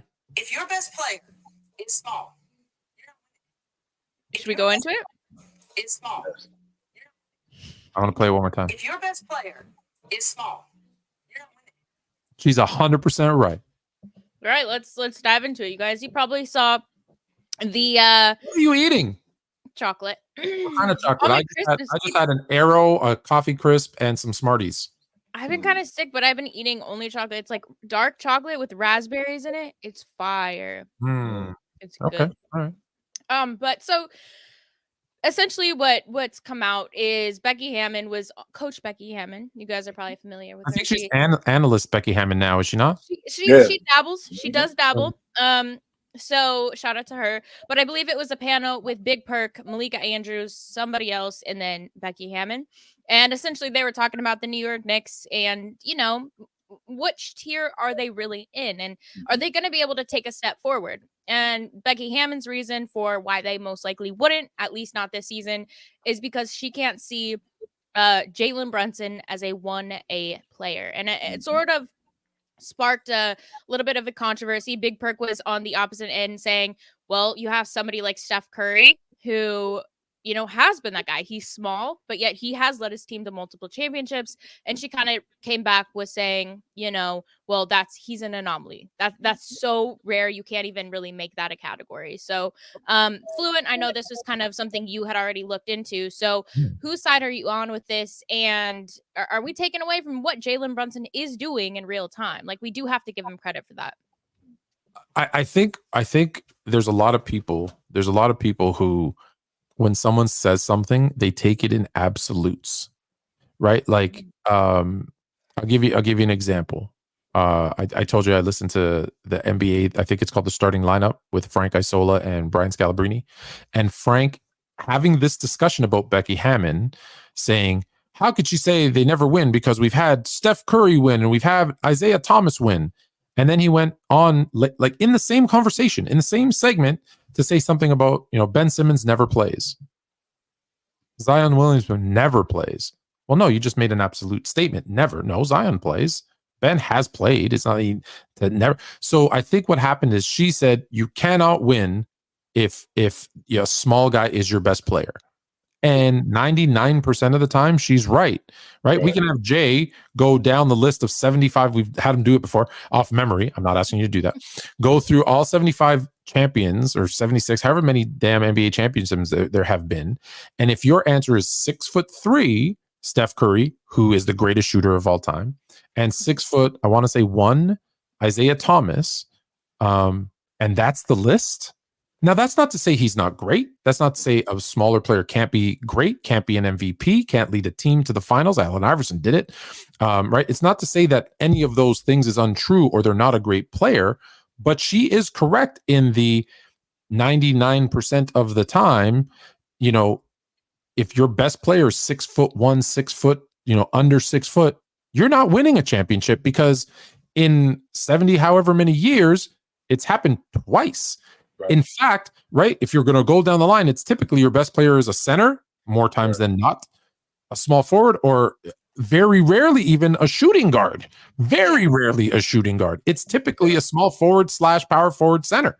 So she's not wrong. And my biggest beef is not that she said it, not that, you know, people always do this to me too. I say something like, you can't win with 2 superstars. Oh, but what about this team? Cool. It happened twice, right? Yeah, out of 100, it happened twice. And that's what you want to focus on. And that's how they're treating her. The fact that they made her come out and apologize, I think, is sad. Wait, I didn't hear about this. What's Yeah, she had to come back. Like, she still, she had to come back. She had to come out and apologize. And you miss him, Debla. And what did she say though? Apologize for what exactly? For what she said, that you can't win with a small guard. Then you can't win because she got so much pressure from whoever's paying her checks. I'm not and that's what? Yeah, that's what I hate about the world we live in is that she For For wasn't apologizing for having a very on point opinion. Yes, that's my No, bigger that's issue. That's my bigger issue because she's again. okay. You can say that without not like if people took it personal, like oh, it's because it's New York media. She's saying the Knicks can't do it. Jalen Brunson. No, all she's saying is it doesn't happen. And I got a question, though. If Kendrick Perkins said that, would they have made him issue an apology? No, and he wouldn't do it either way. How about if Richard Jefferson said that? No, No. no, he can Hey, say Steven- whatever he wants. If Stephen A. Smith would have said that, No, he says No. whatever he wants. That's Yeah, and he's so I'm- wrong all the I'm time, and he can have his I'm own little wondering. show and say the double standard is ridiculous. Absolutely. Everybody's allowed to have their opinion. and I'm not speaking from the aspect of a black man. I'm just speaking from the aspect of a man. I got no problem with you having an Man opinion. in sports versus a woman in sports. Yeah. I got no problem with you having an opinion. I got no problem with that. But I'm not right about everything. But I'm damn sure not wrong about everything either. And she's not wrong about everything. No. My issue with what she said is I'm thinking about you being able to build a team around a small guard and build a team around a small guard where we could possibly win with the small guard being the best player. What would we have to do? Kind of like what the Detroit Pistons did, but it would still be an anomaly. Yeah. It still wouldn't be something that's every day. It would still be an anomaly, like what Detroit did with Chauncey Billups, with Ben Wallace, with Rasheed Wallace, with Tayshaun Prince, with Richard Hamilton, and Chauncey Was Billups. Chauncey the best player on that team? I mean, I think it was Rasheed, but okay. You could also make the argument that Ben Wallace was the best player on that team. You can make that argument too, but it was led by him. He was the Finals MVP. It was led by him. I'm thinking, can you build a crew around a small guard and win it? Well, you got to build. You have to build specifically around what this small guard's deficiencies are. Not specifically because he's small, but because of his deficiencies. Because if you're small, you can still be effective. Damian Lillard's small. Damian Lillard averaged 30 and 8. Damian Lillard averaged 28 and 7. So the problem with Portland was they never built around his deficiencies, which is him being a terrible defender. They never got lockdown defenders around him. They never got glass cleaners around him. I mean, don't get me wrong. LaMarcus Aldridge was a rebounder, but they lost him. In the process of them losing him, they kept guys like CJ. They kept guys like CJ, guys like Nurkic, who stayed banged up, guys like that. So you can build around a small guard and him be your best offensive player, but you have to build specifically around that small guard's deficiencies instead of building around his strengths. The reality is like if you do the math, right? It's 5%. No, whatever. Let's say 10%. That's a stretch. 10% is a player 6'1" and under, right? And that's what I'm taking it as. Is Jalen is 6'1".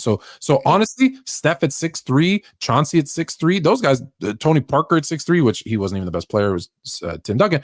But any of those, I'm taking it as she's saying Brunson. So I'm saying anyone Brunson or smaller. So 6'1" and smaller. You've had one, Isaiah Thomas. Yeah. So if that's how you're going to try and build your team, is how one team out of 80 was able to win it, good luck. For me, I'm going to go with the formula that I've seen win the other 76 times. Really quick update. Big Holmes. The Pistons are up on the C's right now, 62-43. They're actually up 21. They scored another basket. So They're up 21. Now, we didn't jinx it. I'm telling you right now, you're wrong. Boston comes back and wins this game. This breaks them. This breaks Detroit. I don't think that this hurts them. We start to hear some things coming out of the locker room. This breaks them. This absolutely. We're talking about a team that's. I got Boston picked to win the NBA championship. If the Detroit Pistons got them 20 in a hole, 21 in a hole right now, and Boston comes back and wins this game, this breaks Detroit. I don't. It's still the second quarter. Right. It's still early. No, that's what I'm saying. I think it's so likely that that's exactly what happened. Yeah, but I think what's going to happen is that is what happened. 30 seconds left. Okay, so they're up by. There you go. See the Celtics score. It's now 19. They'll go into halftime. Yeah, they'll come out in the third quarter. They'll cut it to 7. Oh, man, right, and then they'll start the fourth quarter on a run, and they'll be up 10, and then it's over. Yep. The Pistons if they end up losing. But yeah, no, I think just adding kind of like, what do you think about the comment?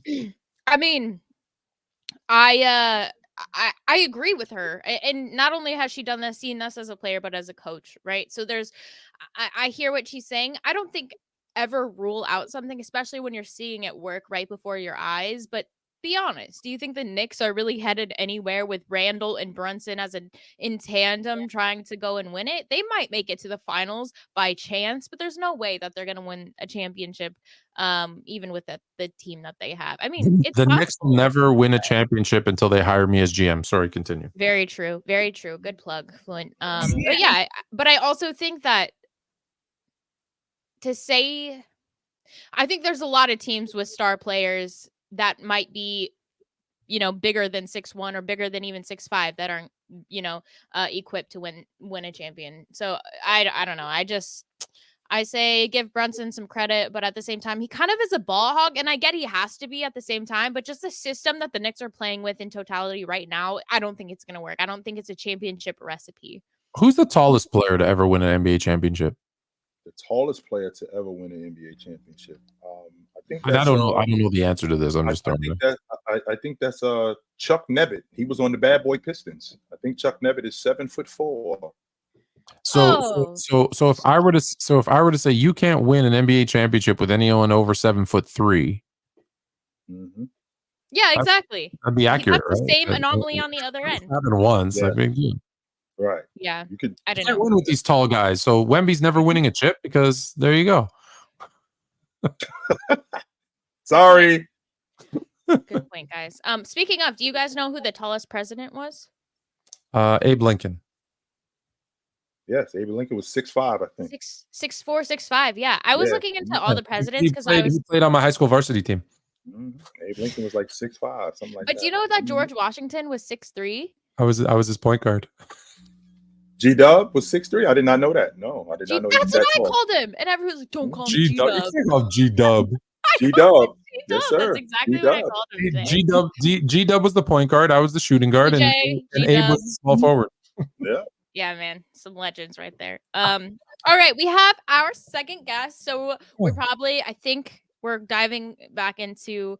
We're doing a little football and then open it up to the people, right? We're gonna bring some. We're gonna open. We up are. So this is we're gonna keep it quick. But we're gonna bring up Sebastian. Sebastian, what's good? How are you? S-Dub. S-Dub. Just ignore it. What that conversation was. But yeah. All right, Sebastian, what do you got for us? I'm guessing it involves the Cowboys, so let us have it. No, I do not. Actually, I have something special for you guys. Hey. Yeah. With 2 weeks left into the NFL season, we're gonna do playoff predictions, like seats 1 through 7. Who's gonna see? Okay. Yeah. Seats? Okay. Mhm. I see. All right, go ahead. Yeah. Can I share my screen? Hell yeah. All right. Hold up. We'll send the link in just a bit. No, send it up. Send it to him now. Send it. He's just leave. Keep it. You got it. You have to keep it to the topic. No, you don't have to bring them up. Oh. Can we see? You don't bring them up. He's gonna come on now. Who's coming on now? No, nobody's coming up right now. We're talking this. We're talking this. Right now. We're gonna have this football thing and open it up to everybody else. I'm Yeah. not listening right now. Sorry. All right. Are you ready? Yeah, I'm pulling this up. You having Can technical difficulties? We'll kick you out right now. Move on. What? Can you see? No. What do you guys hear? You know I'm a horrible host. How about you just drop it? How about you just drop us a list verbally because we don't have a ton of time, but we're good. We're good. Yeah, sure. You have it. Pull it up on screen. Oh, I got it? Okay. Yeah. How about now? Huh? Yeah, we see it. We see it. Okay. You're good. Zoom into the AFC. Zoom in. You know how to make it bigger? Yeah. There you go. See? Easy breezy lemon squeezy. There we go. Sorry. It's not working. All right. That's fine. There we go. We're not blind. We see it. That's NFC. There we go. AFC. AFC. All right. Scroll down. There we go. Okay. What are we doing? We're picking who's the 1 seed, 2 seed, 3 seed, 4 seed, 5 seed? Yeah, basically. And it's for how much? We're all putting $1,000? Yeah. All right. No, we're just going in order. All right, chill. Your top 7 seeds. Number 1. Oh my god, I don't even know. I haven't even. In the AFC, yeah. in the AFC, number 7. We're That's gonna start right number 7. now. All right. Yeah. Oh, you're starting at the bottom. Oh, okay. Oh, I was gonna go top, but that's fine. On the bottom now, huh? Let me see. I think Houston makes the playoffs. Houston in at number 7. Houston. Okay.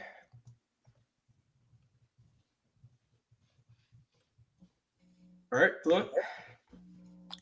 Who's my number 7?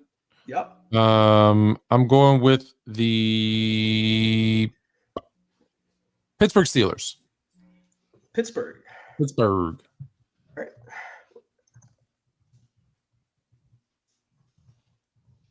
Hey, to this dude in the chat, James B. Just so you know, Tone, a couple of days ago, I had a live. He calls me an old head, proving old heads like me wrong. He was in my live a couple of days ago, almost in tears, talking about the Detroit Pistons. Now he gets in here with his goofies, and now he's cracking jokes on me. A couple of days ago, he was almost in tears. Chill, I'm so broken. I don't know what I don't know how. I don't know what I don't know what I don't. Now he gets around his boys and he cracking jokes on me. Just tell him what I say. We do not care. Haley? Yeah, these dudes are just like Keep going. Moving on. Okay. They're not gonna get us, Jay. You have give me the Bengals. Give me the Bengals. Can I see the Bengals? He has 7 minutes for this segment, no matter where we are. Yeah, we need to speed this up. So good. Okay. All right. Okay, I got it. Okay. You got the Bengals. Damn. You got the Steelers. Ain't no way. Good point. Ain't no way. Damn.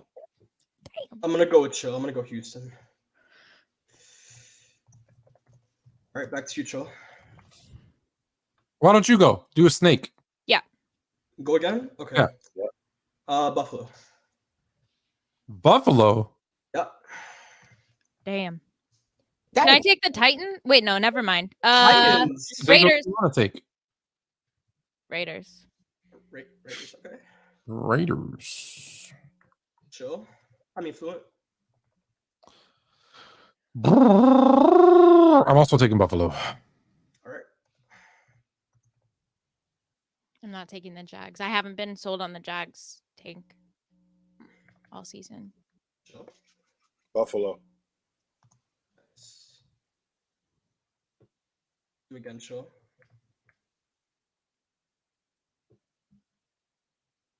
I think we all have the same number 5. Cleveland. It's it's mathematically impossible, I'm pretty sure. Cleveland at 5. Correct. Yes, correct the mundo. Yep. You too. All right, all of us.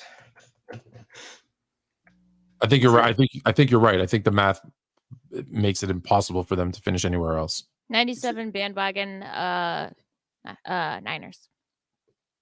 What? Okay. Did you just pick the Niners? No. Oh, 97 said, who should I bandwagon for the playoffs? I said, bandwagon the Oh. Niners or the Eagles if you want your heart smashed into a million pieces. Oh, number 4. Who you got? Jacksonville? Yeah. Really? I guess Jags against my will. What? You guys are boring. You're gonna do. We don't care about the AFC. Boring. Number 4 is the Houston Texans. Good I don't pick. think they win that division. Wild. That's good. Kansas City. That bad? Oh my God! So they're gonna they're gonna end up in an even. Damn. Oh, good pick. I like it. Right. Again. So then who's 3? Let's chill again. Who's the number 3 seed? Yeah. Oh, you have the Jags, don't you? Yeah, Jacksonville at 3. Yeah, I remember you're high on them. Wow. Jacksonville at 3. So KC's gonna lose another 2 or so. Wow. I got KC here at number 3. Me too. Yeah, me too. Okay, back to number 2. I'm gonna go. That's a big pick, Jay. Yeah. I'm gonna go with Miami, number 2.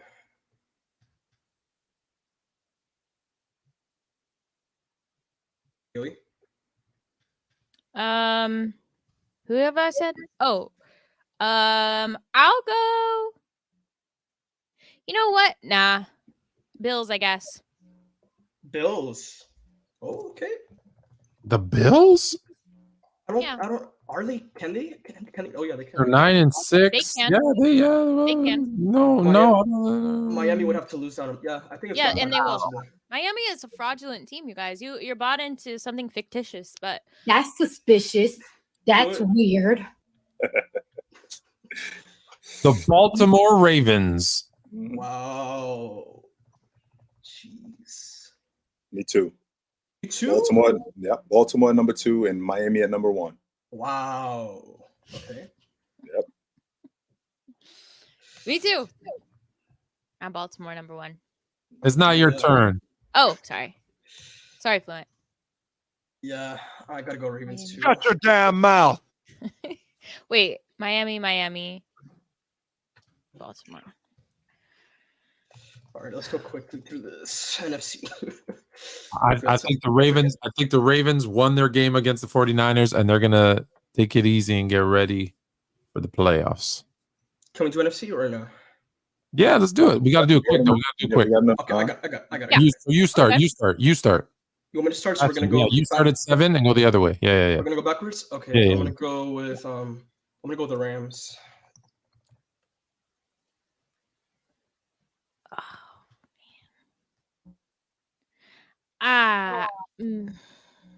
Maybe Falcons. Wow, that's gonna be tough. So 2 NFC South teams make it. Damn. Wait, can I take? I don't even know who is eligible. Vikings. So you got the division. Vikings- The only teams that have been eliminated are the Giants, the Commanders, the Cardinals, and the Panthers. Yeah, Vikings is a good. The Bears I are say still in Vikings. it. The That's Bears right. are No, still I'm in not it. taking the That's Bears. right. You can't convince That's why me. Tone said that, because the Bears are still in You it. can't convince me. Drink another beer. 'Cause the I hate Bears everyone. are still- 6 beers. 7 beers. 8 beers. 9 beers. Oh my Fluent, God. go. All right, Go. Fluent. The Chicago Bears. Oh my God! Get out of here! Dang. Chicago The Bears. Bears make the playoffs. That's crazy. The Bears make the playoffs. Come on, Chuck. Give me a good pick. Give me a good pick. Seattle. Seattle, good pick. Oh. Wait. Speaking of, you guys saw the Russ news? Yeah, they're benching him, unfortunately. Russ is benched for the rest of the season. I think It was a business financial. decision. Yeah. Because they don't want him to get Because he's injured. trash. Yeah, it was a No, business. he's not trash, Fluent. Okay, Trash. He had that QB whisperer, Pete Carroll. We saw what he did with Geno Smith. We saw what he did with Locke. It was all Pete Carroll. He needs to 1-2 step his ass into retirement. Hey, take number 7, right? Yeah. Number 7. Number 7. Yeah, switch number 7. All Okay. right. Green Bay is getting in. Ooh. All right. Green Bay. Angie will be happy. Green Bay is getting in, and at number 6, Seattle. Seattle. All right, Fluent. Give me your number 6. All right, so let's do this. 1, put the Rams at number 6, and all jokes aside, put Minnesota at number 7. All right. I thought so. All right. I mean, the Bears got. No. They don't have a chance. I don't want them to have a chance. I don't want them. They've already won too many games this season. They're going to drop out of the top 10 if they keep winning. All right. Number 6. Aileen? She's looking. Hold on. Oh, She is. Yeah, I can see. let me see. I guess Falcons.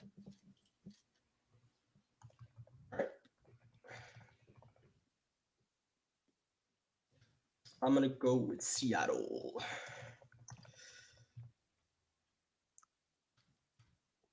And number 5. I think you guys know what I'm gonna go with. Cowboys. No. We all saw how Philly played against the Giants. Philly. Wow. And I do have Dallas. That is such a. Sorry, Sebastian. Oh. That's fine. That's fine. But good Eagles hate. Yeah. Put those cowgirls number there. 5. All right. Jay's gonna leave it completely off the You list. just made the list. Chill, give me some hope. Cowboys. Chill. Okay. Number Go 4, again, Tampa. Tampa. Tampa. Good pick. It's crazy. But yes. You too, Fluent? Margarine Mayfield. Margarine Mayfield. Yep. Actually, no. You're gonna go Saints? You're gonna go Saints? Hey, Tone, take your bias. Take your bias You're not feeling doing back this. off. No, I'm Take it off, Tone. not Take it off. I'm not Saints either. But I'm going with the Atlanta Falcons. They win that division. Wow. Okay. Did you know they have to play both the Saints and Yes, the Bucks, and they're going to beat them both.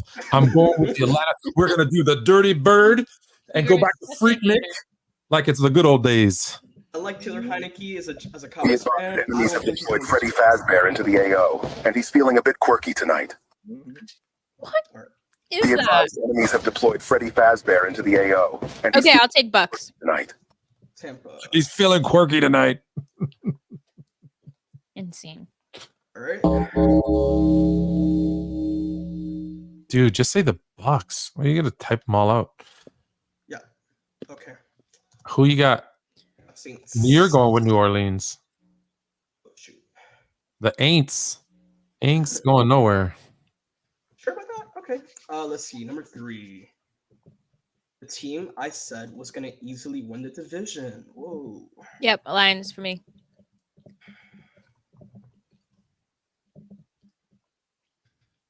What? Fluent. They gotta go. Here's the problem that we have in H. Tone hates anybody in that division, not the Bears. He can't do it. Tone, just say it. Just say it, Tone. Read this, Fluent. Read it. Say The it, Tone. San Francisco 49ers. What? That is wild. The San Francisco You're 49ers. so bitter. You are so bitter. How are the Niners They going were to lose exposed. They were exposed. Exposed. We had 2 bad games this entire season. Your They season. were exposed. Detroit. All right. Number 3. They're gonna go 1-1 down the stretch. And All right, Philly almost at done. 2. Philly? Nice. Okay, Fluent again. My new favorite team for the playoffs because I love their coach. He's infectious. He's awesome. The Detroit Lions. Nobody wants to watch the Lions. I will be in Detroit to watch a playoff game. That's fire. Coach Dan Campbell. Wear my Barry Sanders jersey. Second Okay, I best got in the NFC North. Second best running back Eagles, of all Niners. time. Eagles, Niners. We got to speed it up. Right. Eagles, then Why? Niners for me. Jeez, okay. What a shock. You picked the Niners. Fluent, since I got mine, go ahead. There's nobody left. So I'm going to go with Fluent Junior's team. Fly, Eagles, fly. EAGLES. Eagles, Eagles, Eagles. EAG. I spelled it right. Yeah. Okay, and then you Chiller are gonna be Niners, right? Correct. All right, almost done. Sorry. You're good. Shut your damn mouth.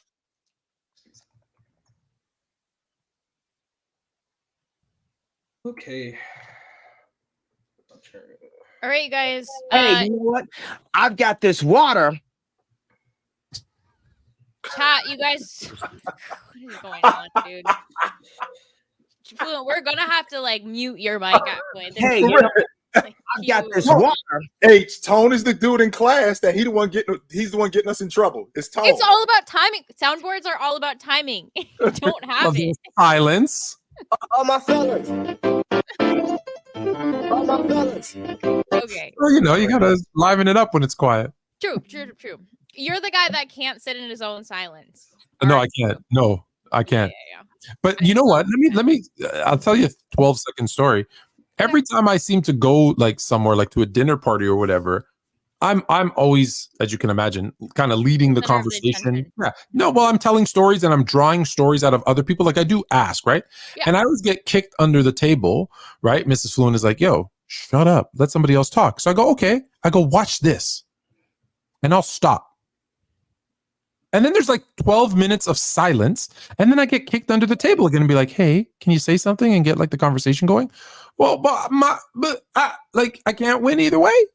Or maybe people enjoy the silence, and just because you're not talking, it feels No, I get the kick and I say, hey, can you get the conversation going? Because everyone's sitting around here bored looking at their phones. I want to do, like, if I'm together with you guys, it should be that you don't want to look at your phone. If you're looking at your phone, why are we together? That's not even Jay. How many times did you look at when you and I went on that cruise? How many times did you look at your phone? I don't think one time. Not one time. Not one time, because we were having conversation, we were telling stories, you know what I mean? Like, that's what it should be like. That's all I'm saying. That's good. That is good. No phones needed. All right, let's wrap this up. Sorry, Sebastian. Of course. Okay, so essentially most of us had pretty similar, but chat, whose Can you pull the list back up again? Can you show it again? Whose seeds did you guys agree with? Did anyone seem way off? Yeah. Yep. All right, guys. Hoping you guys have a good New Year's. Later, brother. Bye. Thanks, Sebastian. Later, Sebastian. Appreciate you. And now we have receipts, so we can look back at those later. Of course. All right. Good. I can prove I'm right again. Bye, guys. Bye. Have a good one. It's not just me. Fluent's list the best. Fluent's list. The old jokes is corny, yo. Just so y'all know, the old jokes, they corny. They are. Y'all think who made an old joke now? How do you even see this stuff? Chill still learning how to use the iPhone. Just so you know, the old jokes, they corny. Yeah, just so you know. Y'all corny. Yeah, y'all dudes is corny. Y'all straight corny. Jay. The old jokes. Yeah, that's what I'm talking about. These dudes is corny, man. They are. See, that timing was good. That was good. How many chocolates have you eaten? That's all I've been eating. I've literally had 2 donuts, 2 Starbucks coffees, a whole chocolate bar, and like 5 packs of Skittles. What do you drink at Starbucks? I drink everything, but today I tried the iced gingerbread oat milk chai, and I had 2 of them because somebody stole my order. So I go in, I'm like, yo, my food's not here, and they're like, oh. No, I'm not gonna die the grave. Well, no. as a matter of fact, that's actually quite fun. Is you just whip through the Starbucks and just grab the first thing you see at the mobile order stand. I knew it was you. It's a mystery drink every time. It could be delicious, it could be horrible. But People always do that to me. But the best thing is it's free, so it's delicious. It's called theft, but we have a law here actually in the United States. It's called theft. Can't do that, H. You get in trouble if you do something like that. No, can't do that. No, you can't. Consider it unconsciously paying it forward, or unknowingly paying it forward. One of the two. Hey, whatever you gotta do. James D, I will block you. I put you in timeout being nice. Why? Why are you? Actually, you know what? Let's have him on. James D. No, he won't come on. He won't come on. No, yeah. You don't duck it. Don't duck the smoke now. You want to talk big? There's the link. Boom. No, he won't come on, bro. He won't. Anybody can come. Bring everybody on, and Yeah. call me old too. I don't care. Yeah, he won't come on. I'm sure of that. So, yeah. I don't know. This is why Jay and I are different, right? I don't care because I don't get mad. I don't get mad because I don't care what you think. I don't. Hey, let me ask you guys a question. Let me ask you a question. So as you know, I'm the people's champs. From the deck the halls, the chat chose me I won 2-1. Oh, wait, we have. Okay, he can wait a damn second. Okay, it doesn't say Dean and Chill. Yeah, see, he left. See, he's scared. I knew he's faking it. He's I came on. You guys didn't bring me on. No. So the judge said, I just want your opinion, and I don't care. Like I said, I'm happy being the people's champ. The judge said that someone else made more examples in the final round, and that's why they didn't vote for me. And then I went and checked, and actually I made more examples, 9-6. But in the previous round, they said I made more examples than the other person. Do you think that's hypocritical at all when they say that's their criteria, but then they don't stick to it? That's exactly what. That's the complete opposite of what the idea is. You're telling me to make more examples, and then you dock me for it. Yeah. All right. It's just bias. Everybody's. I mean, we even have our biases. Listen. Let me give a shout out. Because I did not know who Gifted was. And let me give him a shout out. He did really good. Was really impressed with the players he picked, his knowledge of basketball. This has nothing to do with him. So shout out to Gifted. But even Gifted got a little more fluent. So good for him. So it was a good win. All right. Looks like your guy got scared. He came up and then there's no way he was going to come on. L. James, but you're welcome to come back through. You know where the link is. Leaf, I'm adding you on. What is good? Who is Mo in the chat? Does anyone know who this Mo guy is? Is he the guy running a tavern? Who is Mo? You talk about Mo number 3? I don't know. He keeps all I ever see him write is L Fluent. He never makes any good comments. He just just Mo. No, it just says Mo. Man, you know, gentlemen, happy holidays, Sister Haley. What's up, Leaf? Happy holidays, of course. I wanted to speak to the title of the show a bit. Saying what was it? Jalen Brunson is too small. I disagree with that to the standpoint of because the game is more open. I think his game is very interesting. He goes to a lot of different varieties, man, when it comes to scoring. I think he could score on multiple levels, man. He's proven that. I don't think his playmaking is really where it needs to be. That's what the problem with me and Chill have, man. As a lead guard, if you shooting the ball, I don't know how 20, 30 sometimes, man, there's something wrong with that. But at the same time, looking at the Knicks up and down, I'm just thinking to myself, I'm like, all right, it's probably a reason for that. But at the same time, I don't think nothing necessarily wrong with Jalen Brunson, man. I think he's exceeded and carried on for what he did from the Dallas years, that last year in Dallas. Okay, but hold on. Let me ask you a question because I'm one who said they paid him too much, and I was wrong because what they paid him now looks like a bargain for what I was playing. Yes, they did. But do you believe all those things you said about him are true? Do you believe the Knicks can win a championship if he's the best player on the team? Hell no. Yes. No. There you go. Yes. No, absolutely. Yes. Go ahead. I'll let you go, then I'll talk. No. Well, Cowboy was on, but hell no, because it's the Knicks. One, we all know it's the Tangerines, man. Even when they Leaf. If you're gonna get on here, yo, take your biased Brooklyn Nets hat off and be honest about the Knicks, yo. Be honest about them. Chill. Don't do that. Chill. Yo, don't hey, do that. Chill. Why you yelling at me? Why you yelling at me? Because here's why. I'm gonna ask them why they're load managing 22-year-old guys. Because Cowboy can actually, as a Knicks fan, be objective. You, on the other hand, as a Brooklyn fan, can't be objective. I'm gonna be objective. Jesus Christ, could you stop yelling at me, man? Happy holidays. I'll send you some money.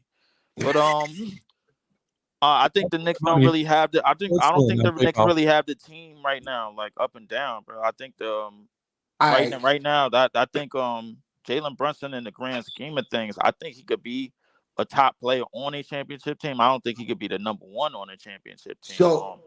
So Lee, what you're telling me is what Brunson's doing right now, even though it's similar. Let's just say, what is it? I think we've been through 27 games.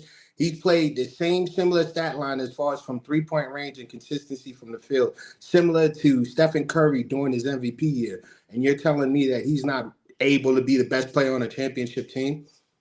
I'm telling you that for a reason, because the thing is, it's a lot of other things that go into why Steph won, other than the percentages and other than his numbers alone.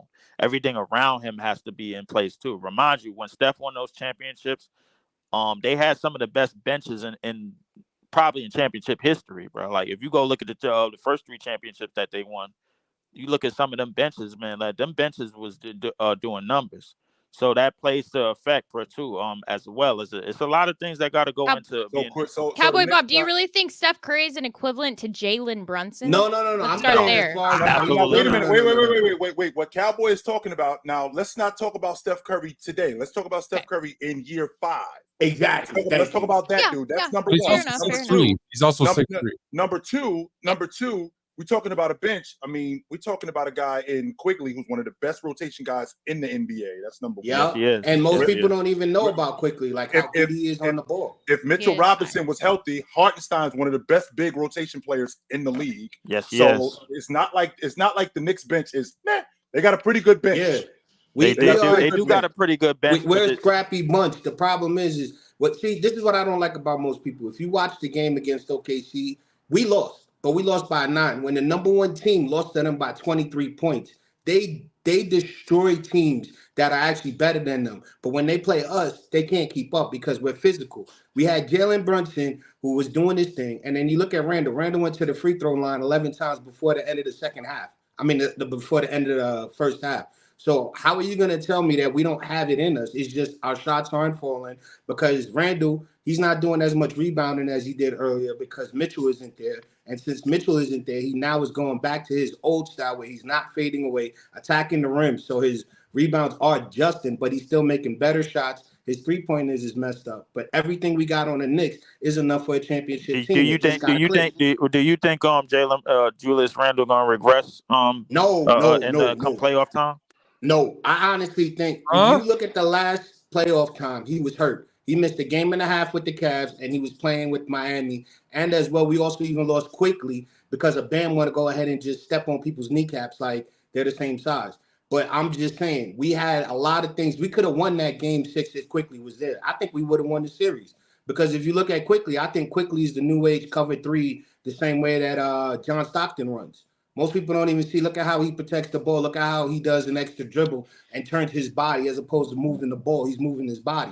The same way John Stockton does, the same way he cuts the angles, same way he reads the defense. Problem is he's a backup. Can y'all beat Boston? I just have to interrupt you guys really quick because we don't have too much time. If you guys we do. There's no seeing red. Oh. Can y'all beat Boston in a 7-game series? I'm trying in a 7-game series, can we beat Boston? I'm going to honestly say I see a game 6 Boston winning because of Porzingis. That was one of our mistakes. We should have never let the unicorn go. That guy right there being the third option, him being the third option with Jalen Brown and also Tatum, how they've been playing without Porzingis before, because they've been making the playoffs every single year since Tatum's been there. So now that they got Porzingis, oh yeah, they got a chance of beating us. But all I'm saying is my team, the Knicks, are Eastern Conference Final team. That's it. They're a top 4, top 6 team in the league. That's all I'm saying. And yes, Brunson can be a championship guy. Because you co-signing this? Who don't miss. He didn't miss for a whole half. This guy has been shooting. He's been passing. And if you don't notice, due to the lack of floor spacing, they can't even get a proper pass off. He hit Hartenstein in the head with a pass last night because they were both moving at the same direction.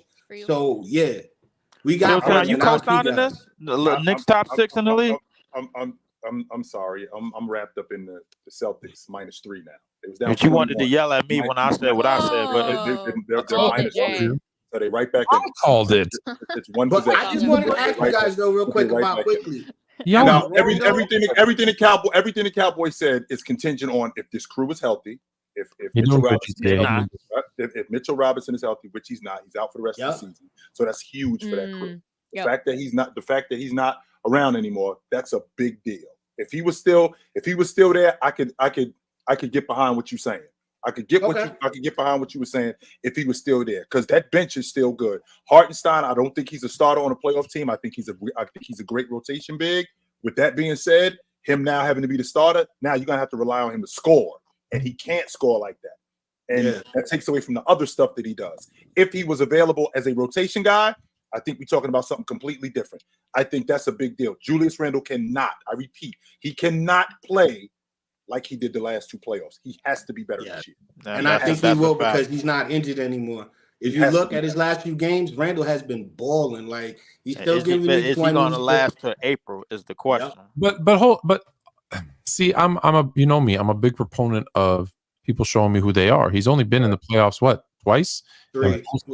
No, yeah, right. My fault. Twice. Yeah, I thought he twice. I've been in the playoffs twice, and both times he has not looked good. Whether it was by injuries, whatever. I haven't seen him. I hadn't. So until who hasn't looked good? Shows me this. First time he didn't look good, but the second time Brunson. If he Julius Randle. So if he shows me this year something different, okay, I'm with you. But I've seen it twice where, for whatever reason, he did not perform up to even his regular season standards. So I'm not going to trust him. Are we doing that same thing with Joel Embiid? Yeah. Thank you. Yes, we are. Okay, Yes, we I are. just want to make sure that we okay. So we doing Always, bro. Like, hold up, wait, chill, town. You asked me that repeatedly. Where every time I bring up the Sixers, bro, and I already told you everything that you said about Joel Embiid stands true, bro. Like, it don't matter what he doing in the regular season, just like it don't matter what Jason Tatum is doing in the regular season, bro. If they don't make it out of the East, man, this enough. Anything other than the Eastern Conference crown or a championship is a failure. It's that damn simple. But that's with every team, though. You can't say it's a failure. Look, if you are the top two teams, we talking about the top teams here, Cowboy. Hold okay, on. Like, but look at Miami last year. Miami was a playing team, and they made it to the finals. They outshined everybody else. So were they more hungry, or they had a better team than everyone else? Yes, that's the goal at the end of the day. Everyone wants to be the best, but I think Miami outplayed everybody else. For the dude in the chat, Brandon, every take that you have is a clown take. Every last one of your takes. Brandon, why? Not some of them, or not most of them. Every last one of your takes is clown takes. The fact that you said that a guy who is the league leading offensive rebounder, the Knicks don't need him. I'm done talking to you. Yeah. Everything that you say is a clown take. We actually had the link up and you didn't show up. Yeah. So dude. Save it. We talking about a guy that was keep hiding. The link is at your. Hold up. All right, guys. Why you on that subject? We talking about a guy that we was actually gotta wrap it up, you guys. Okay, so last thing. We talking about a guy, man. Offense, like when Mitchell Robinson, that was probably the key reason why they won their first playoff series in what I don't know how many years, odd years. Mm-hmm. So the thing is, without him, without him, I don't see what the Knicks do or how the Knicks basically counteract that injury. You know what I'm saying? But it's easy though. If we could, all right, you guys. We gotta wrap up. I'm so sorry. We'll talk to y'all later about that. And let's get a coaching change too, man. Tell Jock on he needs to walk the ass out. Appreciate you guys. Cowboy Leaf, thank you. Cowboy Leaf, thank you. Cowboy Leaf, thank you. Thank you. All right, rank these four guys based on the season. Bam. Trey, SGA, Jalen Brunson, and Tyrese. Go ahead, guys. Thoughts? I'm gonna go SGA, Tyrese, Brunson, and then Young. Halliburton, SGA, Brunson, Young. Yeah. Okay. Jay, you agree? Yes. Okay. 2 cents. That OKC team faced together tougher competition on the way to the finals. Okay. Cool. Excuse me. KD averaged more points on less shots in 2018 finals.